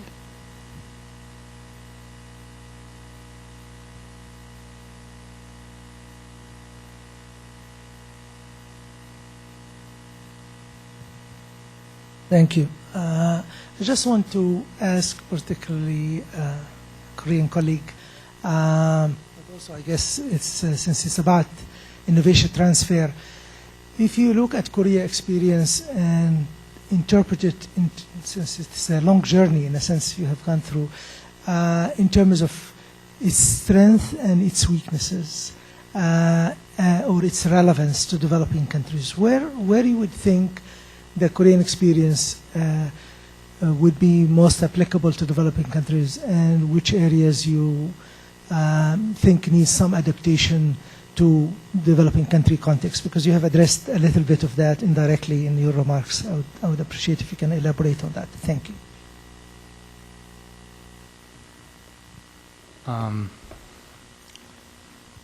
I think Korea's best practice can be applicable for countries, but different countries has different priorities. They have different goals and objectives. For instance, like in Chile, they want to promote the ICT technology and research, so they could be a hub for Latin American countries. And for instance, in Morocco, they want to promote the tourism industry, so they want to concentrate all the resources in tourism industries. And different countries have different priorities and different perspectives and different objectives. For Korea's case, our target was very clear from the beginning of 1970s. We want to lead in ICT sector and science and technology. We want to revitalize our industry. It was very traditional approaches, and newcomers like African nations, it's really hard to jump in large scales of investment required areas such as semiconductors or LCD panels, those kind of things. So they have to find a niche market and they have to prioritize what could be best fit for their capabilities. So they could benchmark Korea's approaches and procedures and process and methodologies, but not necessarily the areas that Korea did. So that's why actually last year our agency alone, we trained several hundred foreign government officers. And for several years, we trained more than 3,000 public officers from probably 80 different countries. And we often ask that kind of question a lot. And what we can tell them is that Korea's model is not always the best model. Sometimes we made failures, and sometimes we spent too much money on it. And we had very rapid development history, and sometimes that causes our headache and confusion in society. So we try to share this kind of experience with them, and that will eventually help them to set up the priorities, and the mobile application services and telecommunication is not the exception areas.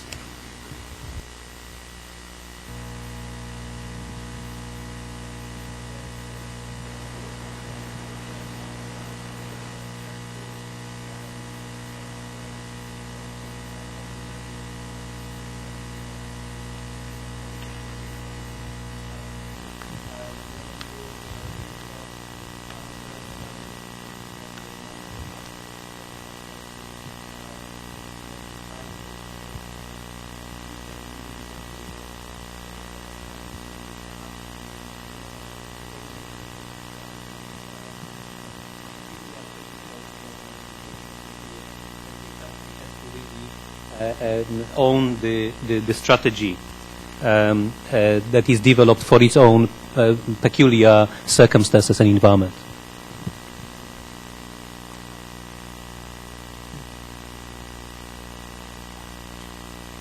Ask a question.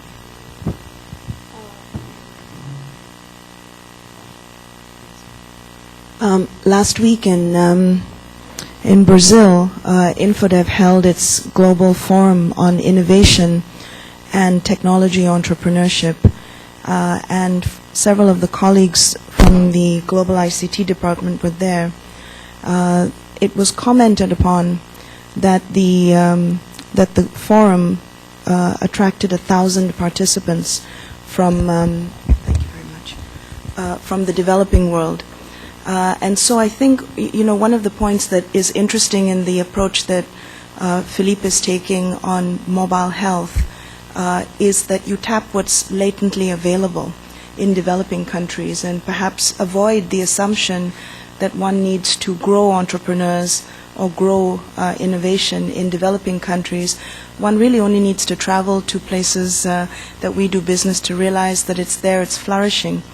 What's necessary perhaps is the appropriate sort of capacity development and also thinking through what appropriate business models might be used. At the Global Forum in Brazil, Infodev launched mobile applications laboratories. We'll begin in Africa and from there move to Asia and shortly to Eastern Europe and Central Asia. The idea being to basically grow local mobile applications entrepreneurs who could then market and sell their contents to local mobile operators. The biggest question that came up is, how can we find an appropriate business model for this? And so I wonder that in harnessing Korean and American expertise to help developing countries, we can accept and endorse the latent innovation and market dynamic that you see in developing countries. We don't need to help them create that. We need to basically try to extrapolate meaningful lessons for those that have gone before. So I see a question from the floor, but I'm just going to ask Jong-Wan, what do you think give me some breakthrough thinking on business modeling. As Philippe identifies these MAPs for health, as Infodev identifies these entrepreneurs in its own MAPS labs, what's some of the thinking that we can apply on business models that you think could be helpful for these developing countries? Actually, there are tons of business models out there we could take a look at.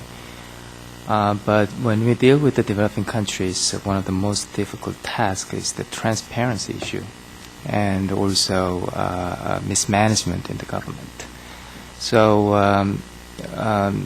recently I read an article from Financial Times that probably 20 to 25% of all the government stimulus packages provided to the developing countries might be leaked because of transparency issues. So if we set up very good, if we have a very good government leaders which has clear goals that they really want to use the limited resources in pushing forward in shaping great business models and promote the business models, then we are in good shape. Then we could start to take a look at seriously what kind of business model that we could take a look at. Recently, Korean government worked with the African Development Bank to promote how we could make a partnership with the African nations.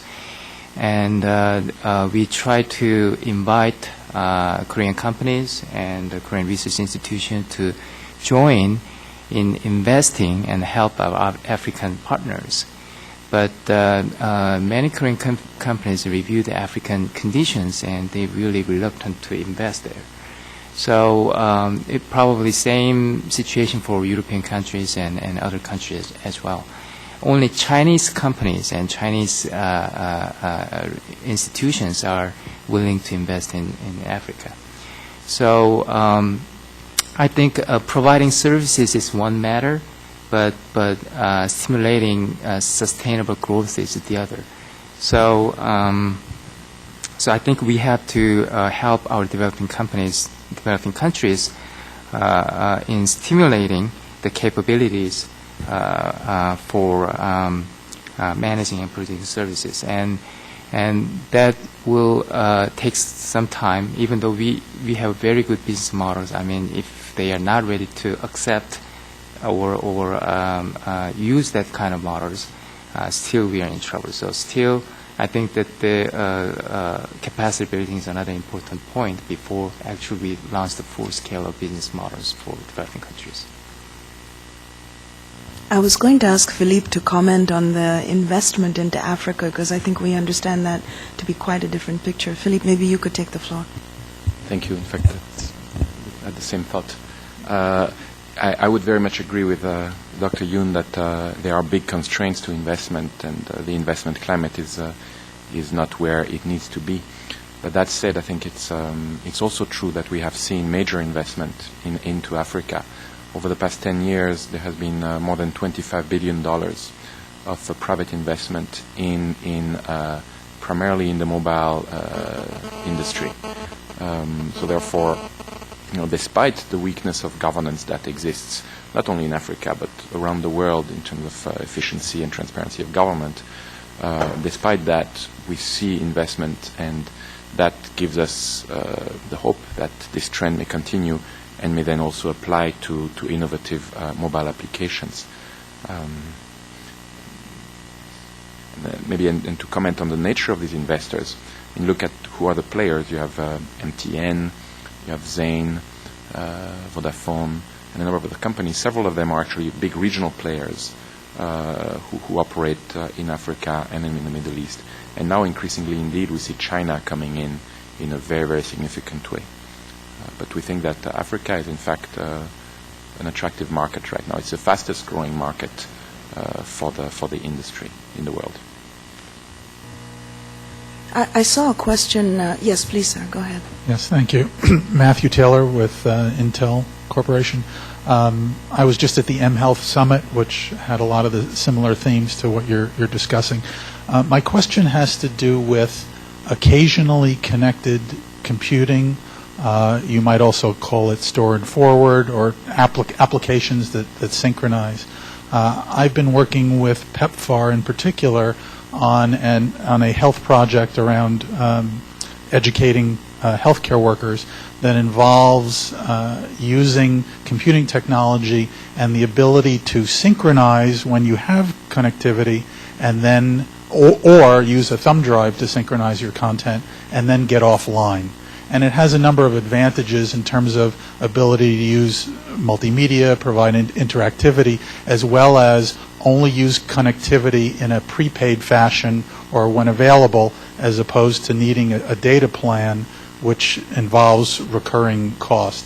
So my question to you, I'm working with applications involving email, learning management system, measurement and evaluation, and there are tools out there like Google Gears and Adobe Air and Microsoft Live Mesh, which are also starting to go into this area. But my question is, do you see promise in this area of occasionally connected models and particular applications as a means of moving forward on development in these emerging countries where connectivity either isn't broadband or is unreliable or might not exist? And obviously these conditions sometimes apply even in the United States. Thank you. That's a very interesting question. I think we were also discussing some time ago whether the prepaid model, which helped to really spread use of mobile telephone services, could in fact be replicated. They're already being replicated, but be replicated even more broadly in energy use, particularly for people at the very lowest level of income. So would any of you like to take that question? That's that whole notion of occasional use and being able to plug in when you need to. Anyone? Thomas? Yeah, it appears to be a very fitting model for the environments where the connectivity is not stable. This is one possible circumstance for seeking such models. In other is the cases where electricity supply is not stable, and also seeking computational models that would be able to survive in such an environment. In general, when we look at e-government, for instance, yes, in the resource-constrained environments, the question is, what does it mean that you are building, automating government processes in the circumstances where there is no stable electrical supply, yes? So I think what you're presenting is a very nice case of a model, computational model, fitting to a resource-constrained environment. Many more cases would exist. Femi? I would very much agree that indeed there seems to be a lot of promise in that model. However, I want to comment on this and on the question of Valerie earlier, what kind of business models may be really breakthroughs. And on this, I think if one thing is sure about how we see the past and the development of the mobile networks, is that no one really predicted how this prepaid model was going to really revolutionize and facilitate exponential growth. So it wasn't something that was top-down. It was surely not something that governments anticipated or that came from planning. It's something that happened. It's an innovation, frankly, that some entrepreneurs came up with, and then it mushroomed in the market. So similarly, I would expect that we're going to see a lot of innovation even at the level of the business models, and we hope that through InfoDev incubation work and other mechanisms to stimulate innovation, we're going to see tremendous innovation at that level. And we don't really necessarily see our role or the role of government to predict what the winning models are going to be. We need to be very flexible. We're at a time where there's going to be tremendous amount of innovation in the years to come in the field of mobile application applied to everything, and the innovation will be in the business models too. What about one last question? I can see that everyone's energy is a bit low, probably you're hungry. But is there any last question? What about from, yes, please, go ahead.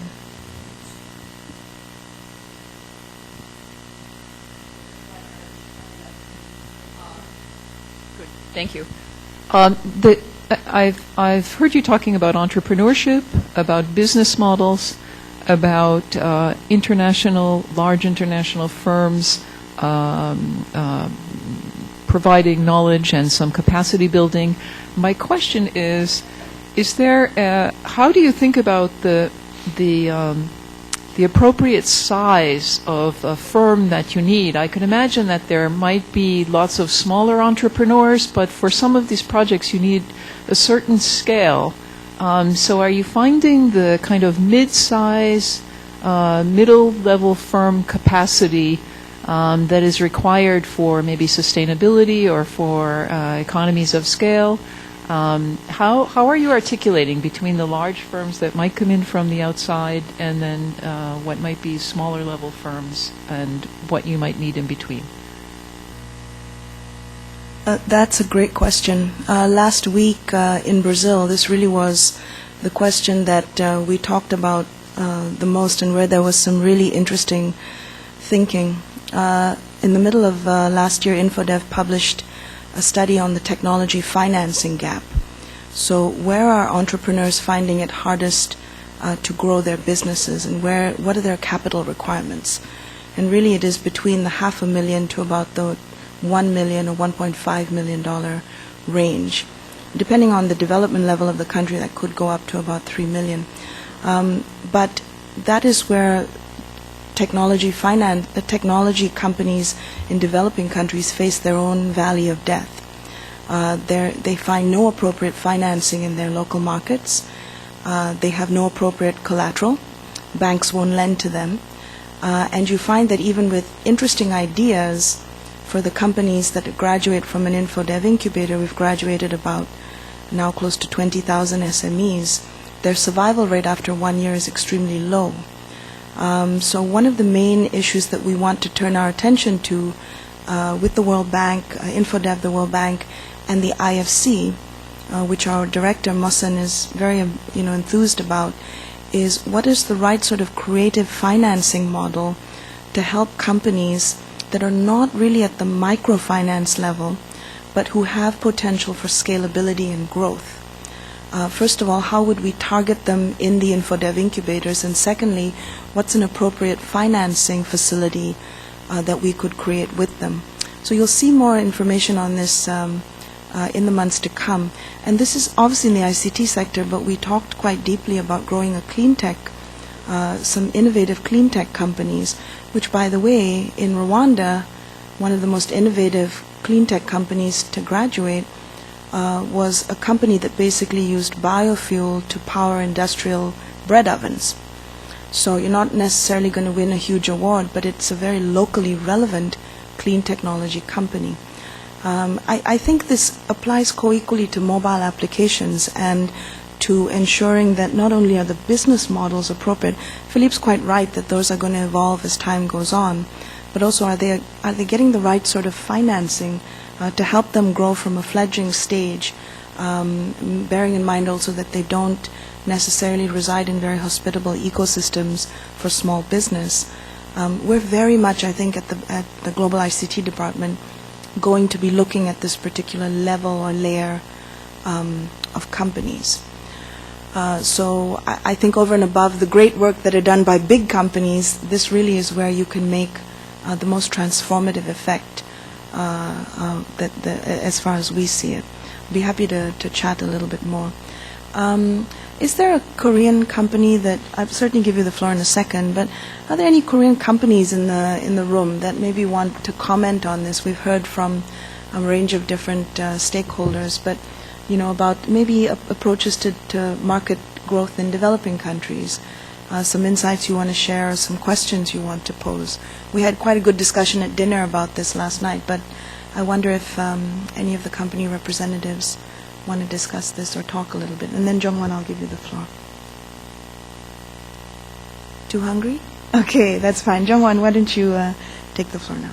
Yeah. When I comment about African investment, probably I made it too strong. What I meant is that the large scale companies are thinking too much in investing because they have to put much capital into Africa. But as she mentioned, probably mid-sized companies can make a partnership with the small companies in Africa. Probably it could be a good start. So we've seen some of the successful cases in Republic of Congo where Korean companies actually made a partnership with the African companies to provide a telecommunication service. So if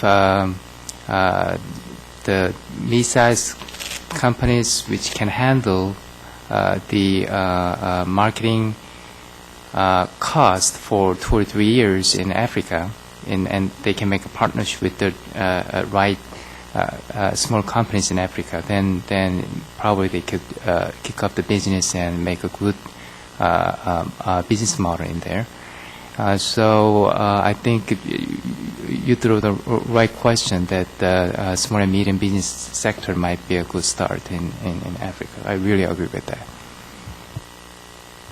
Well, colleagues, I think lunch awaits us. Let me maybe just summarize to say that it's been a great session.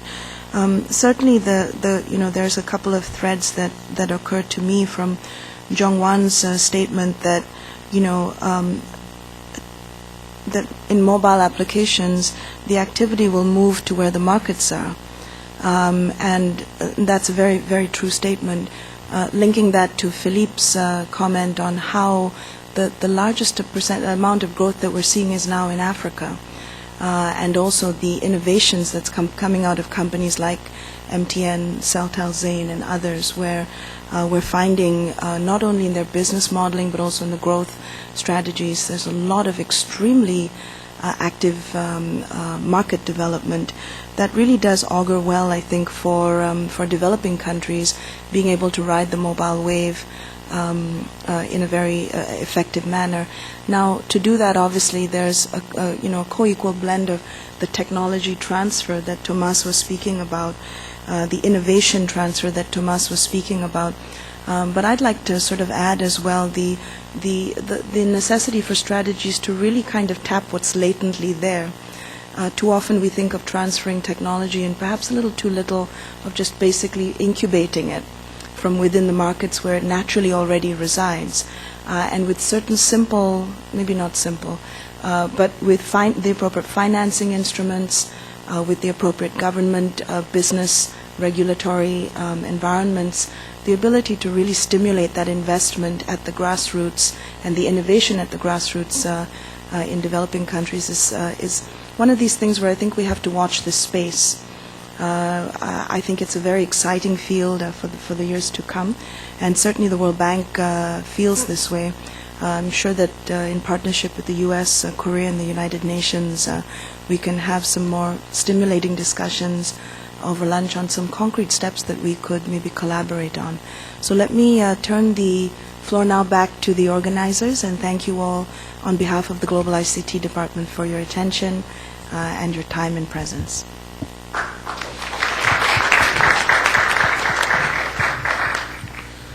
Thank you, Valerie. Thank you all the panelists for the special session, and actually all the speakers and panelists for all the sessions. I think we can all agree that it was very informative and very good discussions held throughout the morning. And so I think we'll close this second Korea-U.S. ICT Policy Forum. And I think, as Valerie mentioned, everybody's getting hungry. So we have a luncheon planned on the first floor of the World Bank, so we have to go back up the elevator, and then you can just go through to the right, and then it's at the end of the hall. So there will be a sign there, and we can go to the luncheon. Another note that the luncheon will go from 1 till after 2, so maybe 2:15 or so. Those guests that are staying at the Omni Shoreham Hotel, we have the shuttle bus arranged, so we'll be leaving around 2:30. And there will also be another shuttle bus for those that are still here in the afternoon going to Omni Shoreham at 5 o'clock. Tonight there's a networking cocktail if anyone wants to attend who came to the meeting today at 5:30 at the Omni Shoreham. It's very casual and just a final opportunity to meet and talk with some of the people that were here today. So with that, I'll conclude, and I think the photographer wants to take a picture of some of the speakers and panelists, so we'll take a quick picture, and that wraps up everything. Thank you very much.